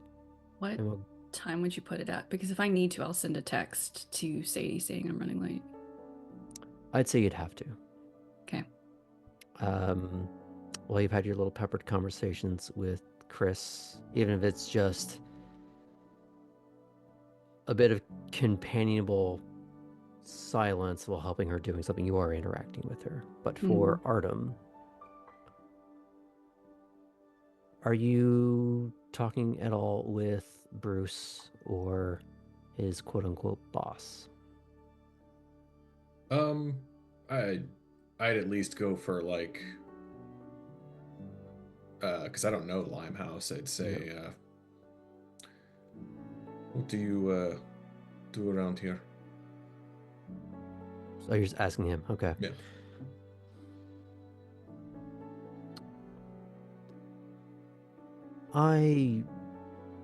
Hold on, move that. I work with some of the unions around town. Bruce here works directly for me, if you take my meaning. Sure. Bruce will, same family.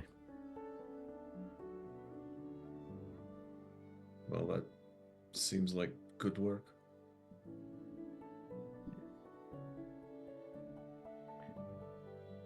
On occasion,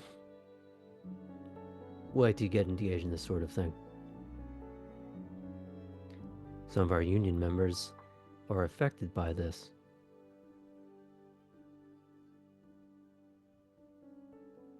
Yeah. So the ones that aren't have an obligation.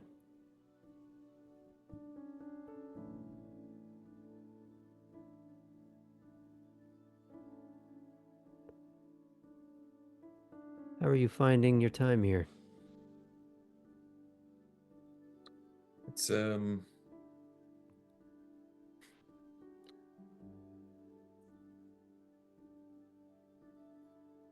better than it has any right to be, frankly. How's Alden? He's all right. He's I don't know. I respect him. Are you saying that hoping it gets back to him? I don't Or do care. you mean that? Say that once more for the crowd, because I think I almost missed it. I don't care.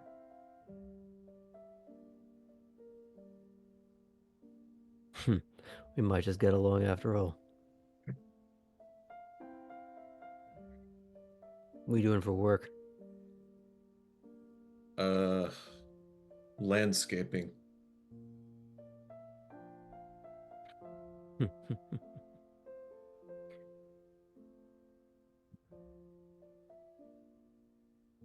See how the rest of the night goes. If you don't cause any problems, might have use for you down at the docks. Or somewhere else if you're looking for work. Sure. Yeah. Could always use someone useful and maybe doesn't care about what other people think up to a point. Provided up to a point. Yeah.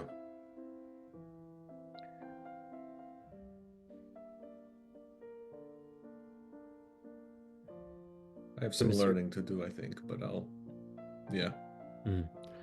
Bruce here will give you my number later. And you can see Bruce is just about to take out his phone, but he just quietly puts it back in his pocket because he hears later.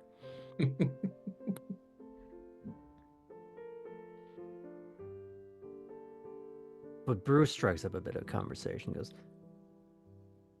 Alva mentioned you were at the gym. Yeah. She's pretty awesome. Yeah, she beat your ass like a tambourine. Yeah. I think she was being nice.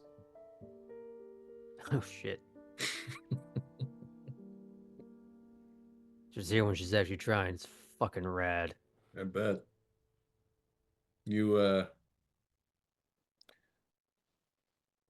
I'd like to go back if you'd want to join me sometime. I don't know if it's a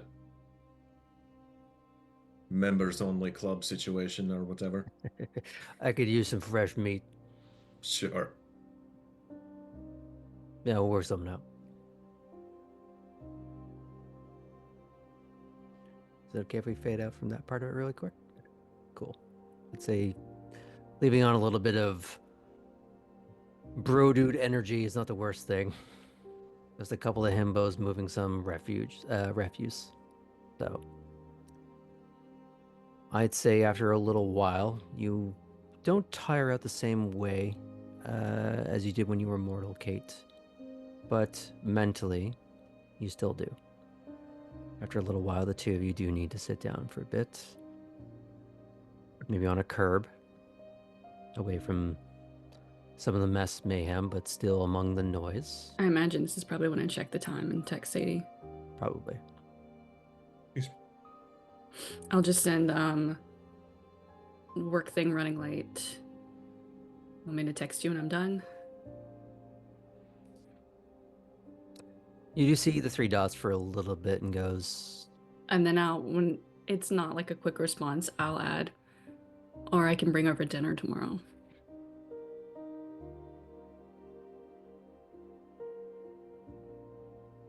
breathing ingredients all cook.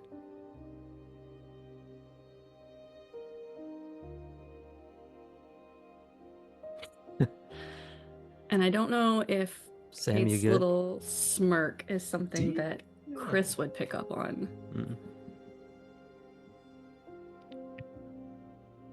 Or if Chris picks up on it, if she would even care to comment, but that's an option for her. I'd say you don't know if she picked up on it or not, based on your earlier bot. Her. She's just this haze of question She's marks. so mysterious. I want to know you. No. But as you are doing that, you're taking your little respite. Brooks will walk in your direction.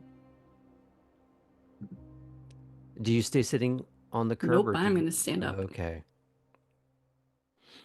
He sits down on the curb. Then I will sit down on the curb too. Mm. Like I still got a lot of formality to be Mhm. trained out of me. You see he's a lot dirtier than when the night started. And it's not just on his gloves and forearms and shirt. It's all over his pants. A little bit of soot on his cheek that he is starting to wipe off after his companion has given him a bottle of water. Hey, Tech, I think this is Brooks, not Rook. What? Oh, we have Rook instead of Brooks on the screen. Oh. The prince, not Owen Rook.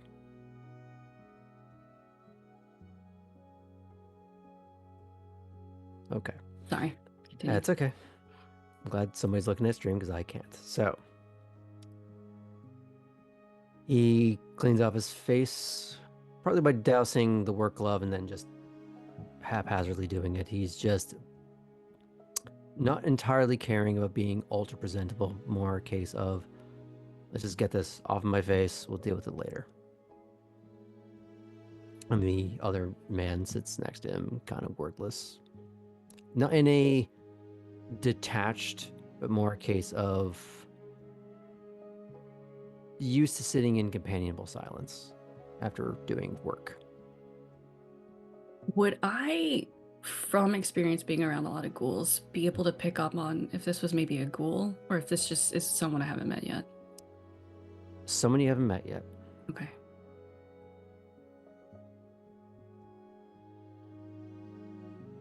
So,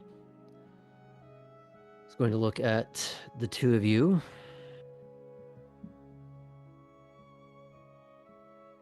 Now, you tell me, how much did you get your hands dirty? Oh, she would have given full effort. Mm-hmm. When she stepped out of the car and pulled her hair back, it wasn't nice and neat. It was messy bun on the top of the head. We're here to work. Mm-hmm. No care about presentation. This No, was just he talked all about work. getting to know the land, and Mhm. for her, this means so much more than like digging post holes in his Mhm. property.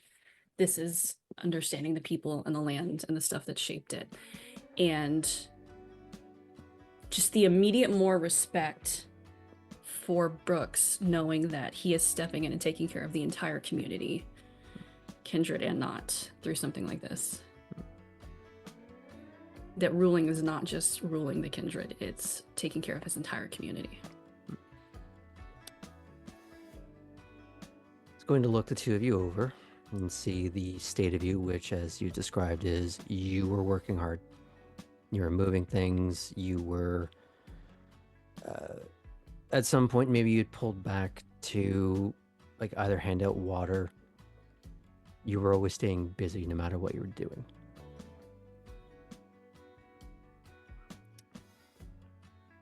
So,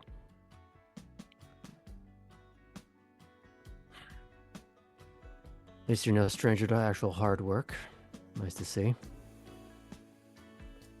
Haven't been through one of these, but I've seen the aftermath. Glad I could help.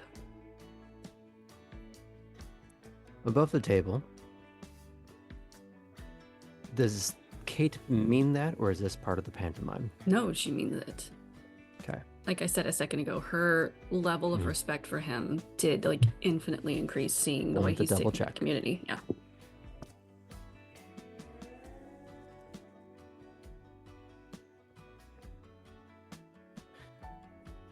These are the things you're going to have to see and deal with.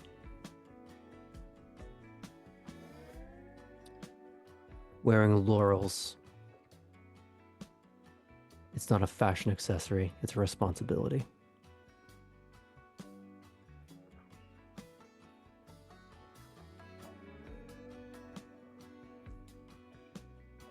How things go with Halsey? Good. I spent time with Rook, getting to see the city. Stopped by the hospital for a bit.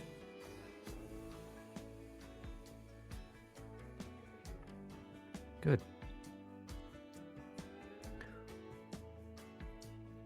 He's going to peer around you. He's going to look at Chris.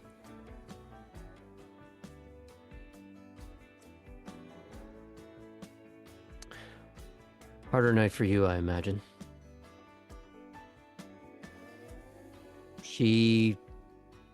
There's a bit of a tension, but of course you don't know exactly what for.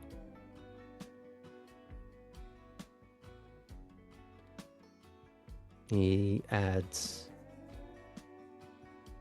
so I doubly appreciate you being here.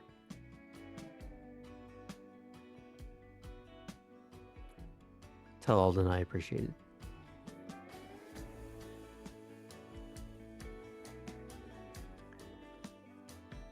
We're going to start getting going.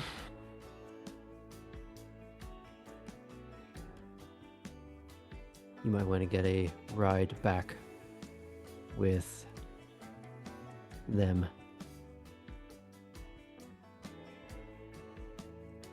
Yeah. Let me know if I can help out with something like this again.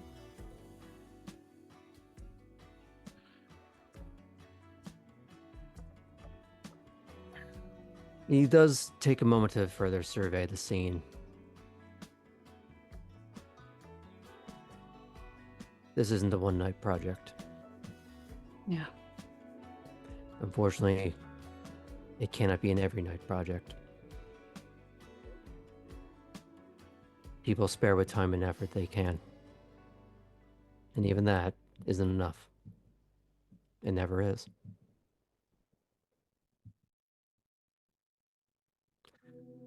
But it's better than it was yesterday.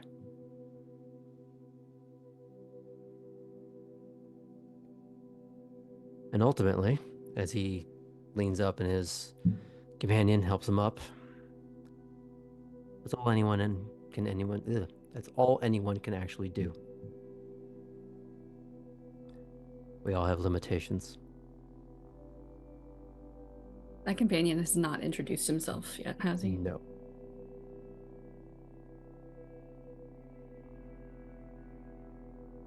Alright, let's get out of here. He says to his companion, and they walk off.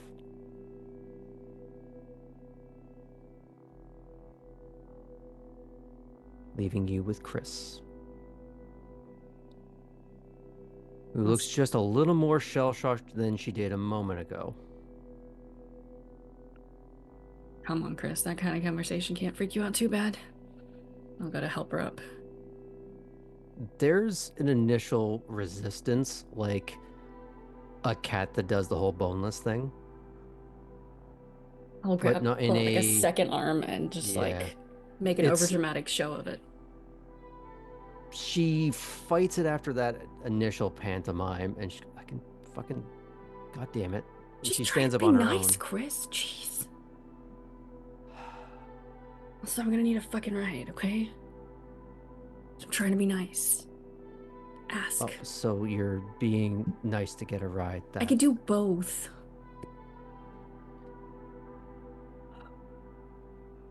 Besides, Oh. didn't the Artem drive here? Didn't I see him get out of the driver's seat? What's your I don't point? have to suck up to you. I gotta suck up to him. I'm just being nice to you to be nice. I kind of want to see how that would work. I'll just bully him into helping me. You wouldn't want to watch that, right? I don't know. It's kind of stepping on my turf. Oh, okay. I'm sorry. I'll back off.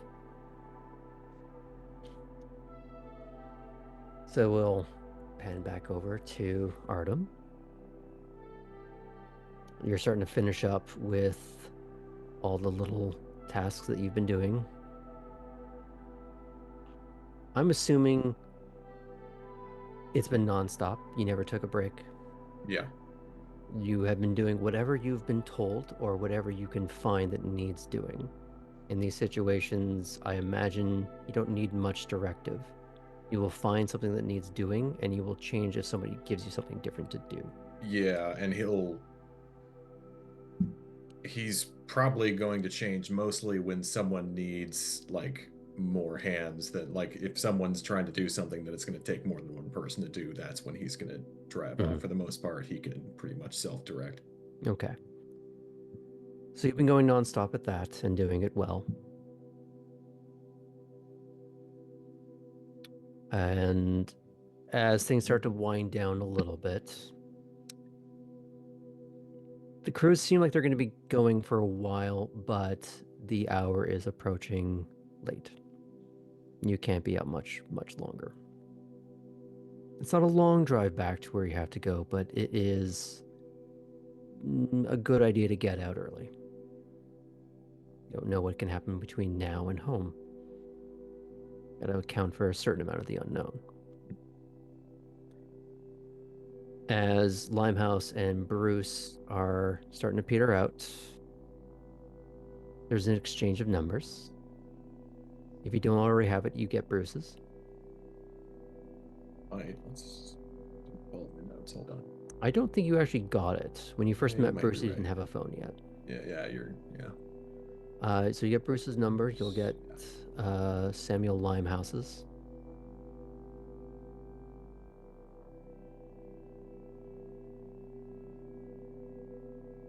You will. What's Bruce's last name? Bruce. Hauer, I believe. Hauser. Hauser. I was gonna say that sounds almost right. Okay. What happens when I have to do this by memory instead of having everything right in front of me? It's Hauer. It was right. Hauer. You can find all of these in our private Discord for this. They're all organized by clan. So, there's an exchange of handshakes and numbers. And the soft offer of more work due to a witnessed diligence. And that, as you said, self-directed quality of your work. You may not be a skilled laborer, but you are a hard laborer, which is often appreciated. That's someone that can take direction. That's someone that can be taught, and that can be applied.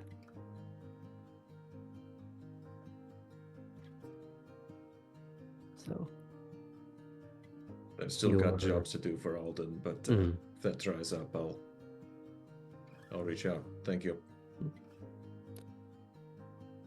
Look forward to it. Maybe we'll see you at the big house at some point. Appreciate that.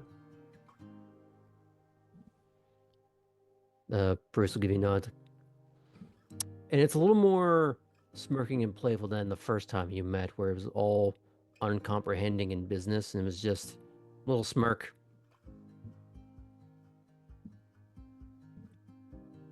And he wanders off.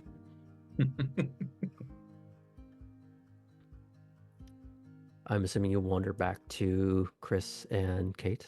Mm-hmm. Dusting herself off, or just letting you waft in that pig pen style cloud of dirt? Yeah, maybe just a very brief, not worried too much about it. Mm-hmm. Honestly, what he's probably going to do is he's going to get to the car and then look down and be like, shit, and then do it there. But as of right now, yeah, it's more pig pen style. Mm-hmm. So you get up to the two of them who are standing by the curb. You are seeing the prince walk away, covered in just as much dust as you are. And I guess, yeah, he'll see you wave to him. I'm assuming that's what you were doing there. Mm-hmm. He'll do a little up nod and continue on his way.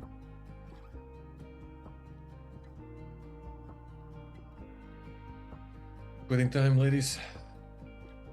So about that, I'm gonna need a ride. I don't think there are any ride shares running this late on this part of town. Okay. Where do you live? I'm not telling you that.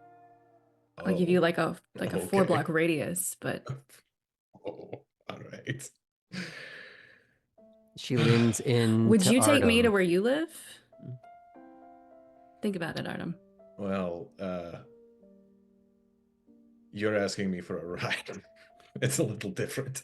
Is it though? Yes, it is. If you needed a ride, would you tell me where you live? I mean, I'd get you pretty close, yes. I said 4 blocks. That's more than anybody here knows. Oh my god, can Your we choice. just go? Come on. Chris, I'm assuming you want shotgun? I mean, you're getting up first anyway, so yeah.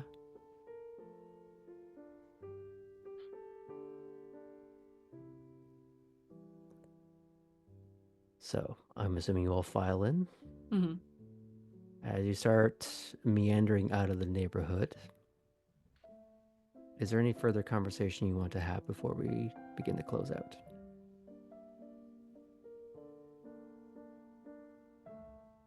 How you doing, Artem?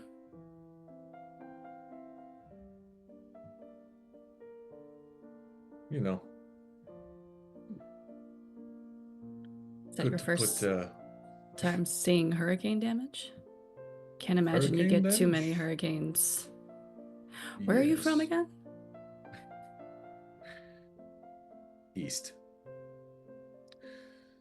No, ours is more temperature. and then cave-ins. Those are pretty bad. I don't think the temperature thing's gonna bother you much here unless, I don't know. Do you think he could survive July here, Chris?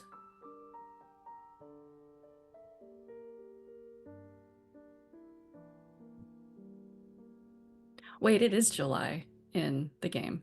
It's August. It's August now. That'll change it to, do you think he can survive the rest of August? Well, considering he spent part of tonight in his short shorts, I think he'll find a way to muddle through. I didn't hear any complaints. You did what, Artem? Oh, that's not the weirdest thing he's done tonight. I did the work. Do I want to know or do I not want to know? Yes. What's the weirdest thing I did? You cuddled with a gator. Again. Again? It's fucking weird. Excuse me for showing respect to nature. Okay, so this is not a whole, like, family trait. He's, like, the weird cousin in the family. Or are you the classy cousin in the family? Have you seen the suits that Alden wears? I mean, he's the fucking cool uncle in the family. You again see an expression on her face that you don't understand. Both of you. Because again, both of you on the same night are so bad at dice.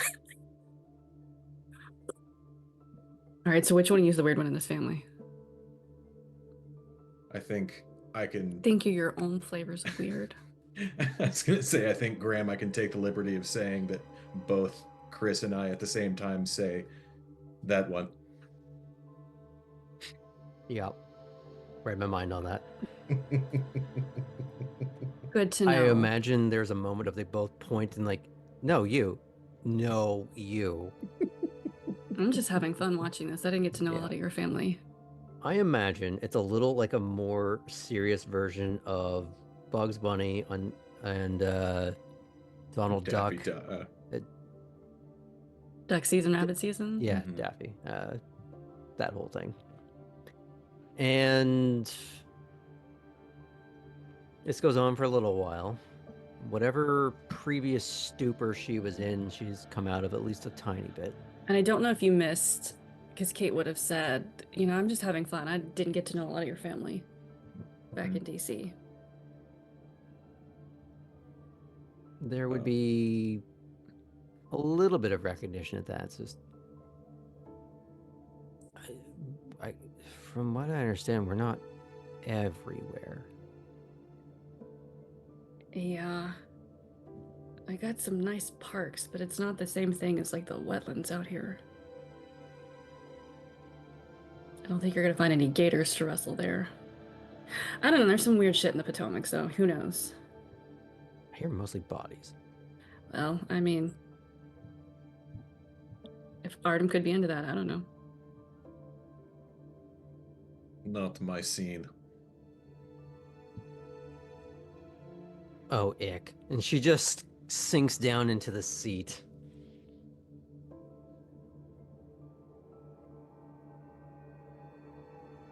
Again, you don't know what she's really reacting to or why. Clearly she had a thought and she's not happy about it. A thought she gave herself. She basically trollceptioned. Did you picture him in his short shorts again? Is that why you're so freaked out? She's gonna look at the rear view at you and just... Of all the things that he's been doing, that's the least problematic. So he's not the boring one, he's just the weird one. I'll have to change your number in my phone. Your name in my phone. What do you have it as? Don't ruin the joke by asking, it's just Artem. Now, when you say that, is it as in you just have Artem, or it's just Artem is what you have written? No, it's like formal name.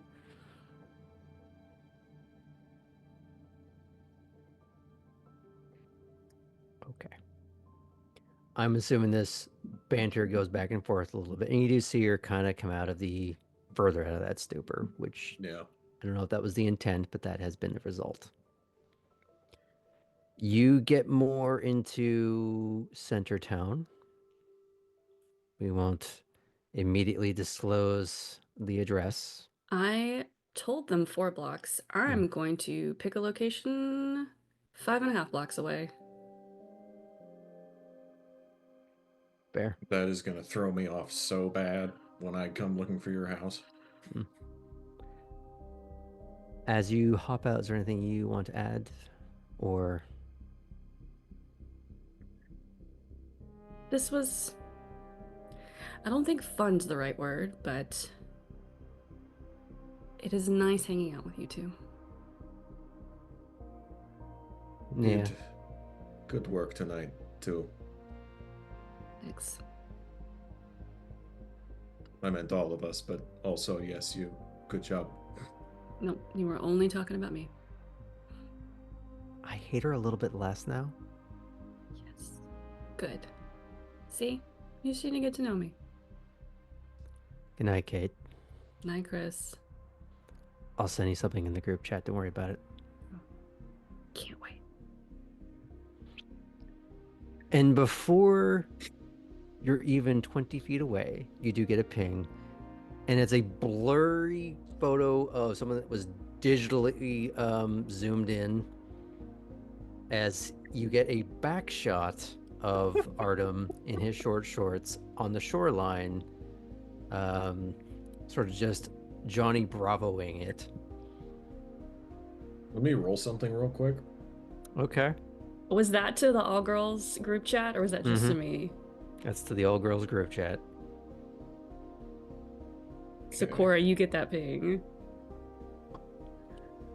Now, something to notice is Tabby in that group chat. Who made that group chat? That's a really good I question. can't remember if that was a I don't Cora thing remember. or a Poppy thing. Because I know at one point you talked about also putting Olivia into it, but I don't remember who originally created it.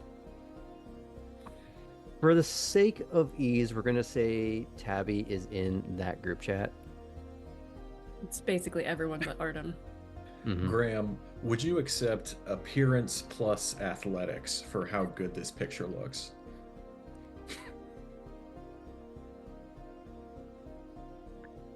Is this before or after the feed? I'm going to let you decide that. Sorry, the feed being Before or after your yeah. Gatorade? We'll say after. Okay. So you are looking hale and healthy Mm-hmm. and flexy. Just gonna quickly write back. What? No gator?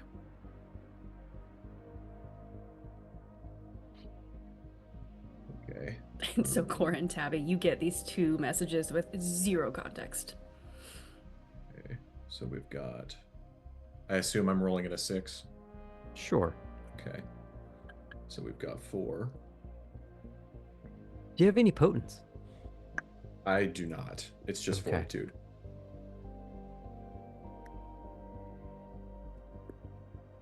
You know what? For shits and grins, I'll allow you to add your fortitude in there.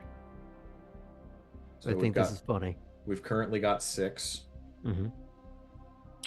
6 dice or 6 successes? 6 successes. Now we have 7. Oh my gosh. You are seeing one absolute beefcake that somehow defies the CSI level enhance that was done to this picture. You could just see every app, like... Well, which is weird because it's from the back. But but somehow it's still like...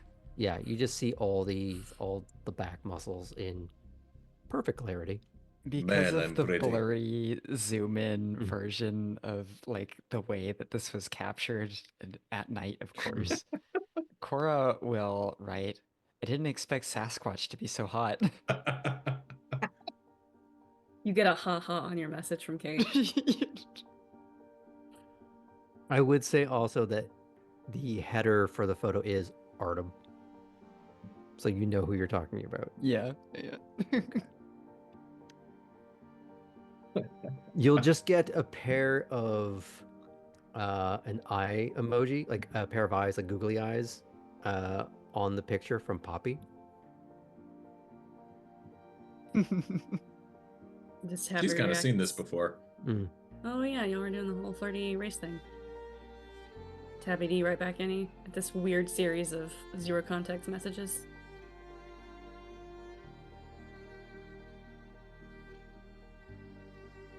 Probably at least to the lumbering picture. Just like hunk.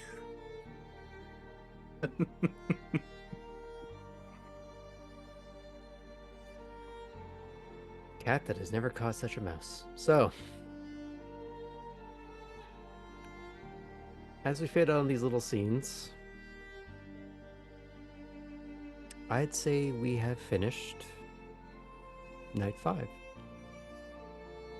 in record friggin' time. Oh yeah. So that will be Excuse me. 10 total experience to put on your sheets that we will have to discuss at some point. I have some goals I want to start Mm. working towards to spend. Okay. And on that, we're going to go around the table for our final thoughts. We're going to start with Tabby. Tabby, the hills and valleys are currently on a hill. Managed to draw. We lost your audio. Oh, What? You're kind of back. Can you still hear me? Yes. Yeah. Yes. Now you're back. Okay. I'll be quick. Of the hills and valleys, currently on a hill, managed to avoid damaging in any way a very good and important vehicle, thanks to in spite of the presence of the helpful teacher who was guiding her. And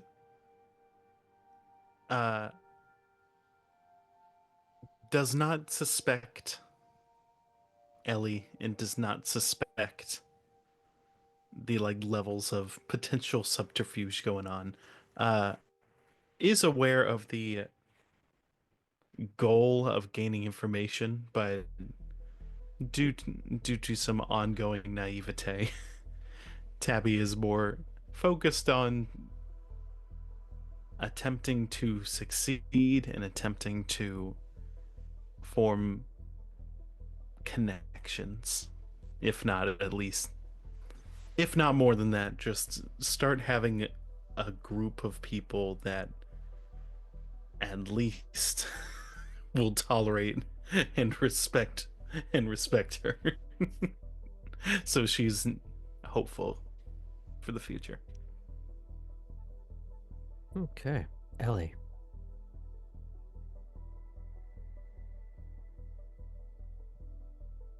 This was a great night.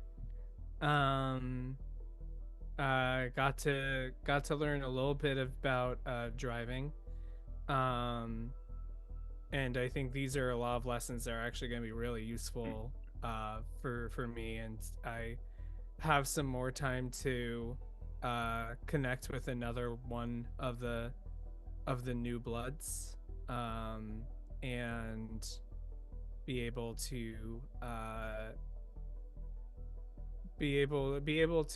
more foster actual relationships with people outside my own clan, which is also very helpful.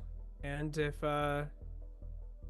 I don't know where Cora is, I can if I need to contact her, I can always text her. Or there are other ways, and I've made sure of that. Speaking of which, Cora. It's a decent night for Cora. You know? Uh, seemed like this driver's training went pretty well, and she gets to replace the bone racer license plate. So at the end of the day, everything's just going swimmingly. It was nice to have that little bit of interaction with, as the other two kindred before me have said, with a wider pool of kindred. She's really appreciating getting to know not just the track, but this community.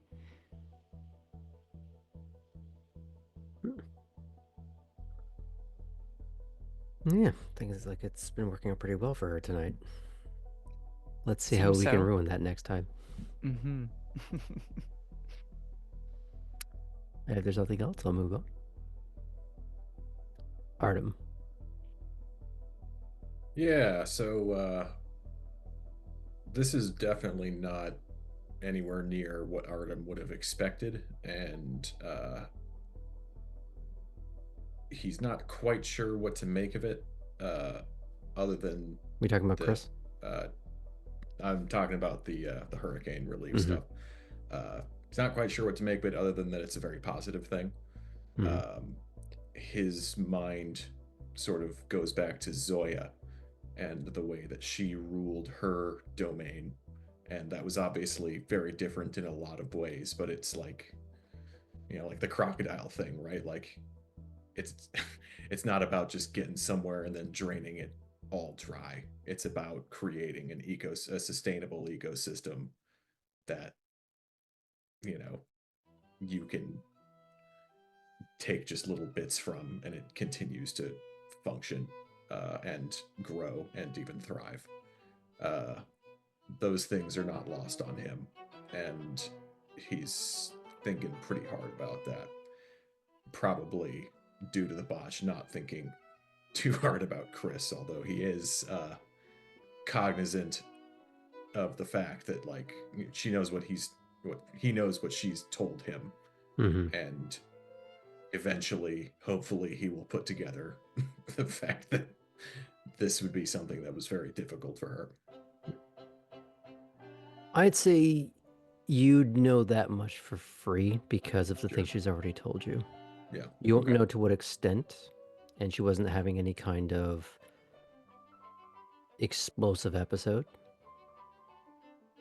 She was fairly common level, but again, you don't know how or why. Mhm.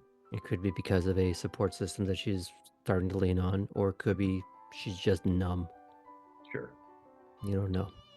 Well, in light of being a support system, when Kate gets out of the car after they've driven a little bit, he would offer his hand.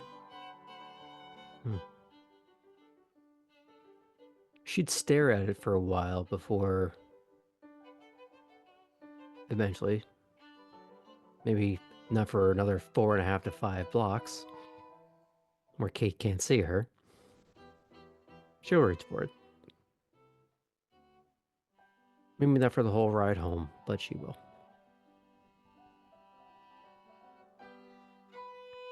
Which brings us back to Kate.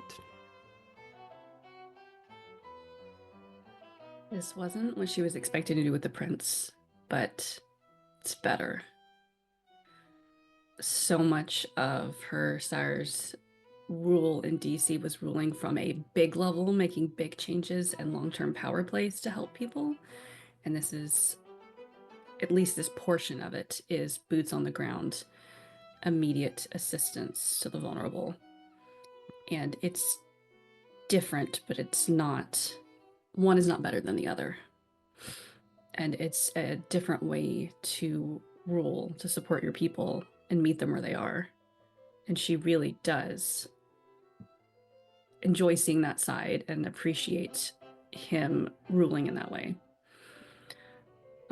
She was glad to have spent time with Chris and getting to show that she's not always an ice princess, that is it's important, and it's a side to show at court.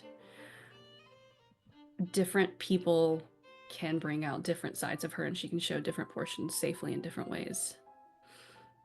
Chris is Anything that may have been gleaned tonight, because you didn't botch on talking to the prince, is that contacts with people you do behave with a certain way in certain circumstances can change. Because he told you deference is okay, sir and title not here. Mhm. That's also why she said sir and not Mhm. prince or anything there. The distinction was noted and Mhm. appreciated. But also, yeah, Mhm. even more so. Something I forgot to ask that we can talk about later if we need to. Mhm. I know there wasn't a FEMA logo. Was there any other organizational logo? Not that you would see. Okay. I didn't know if this was done under the guise of one of the corporations he probably owns and oversees. But yeah, it's fun getting to meet Chris at that level where she seems to respond best with some, a lot of sarcasm and being more relaxed. Even if she can't read her for shit. It's okay. Apparently, you're not alone. The dice said no. That made it a little more fun and interesting for me. And I think for some of our other players who were just watching.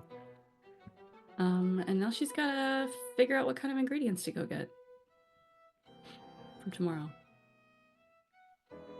Well, you have to think about how you're going to fatten up a future meal. So Nothing, some good old-fashioned dominate can't help you forget that your friend didn't eat any food. Well, that's a whole other conversation to have. Unless there's anything else. Okay. So join us tomorrow night for night 3 of more roleplay on this channel, and then Friday for night 4.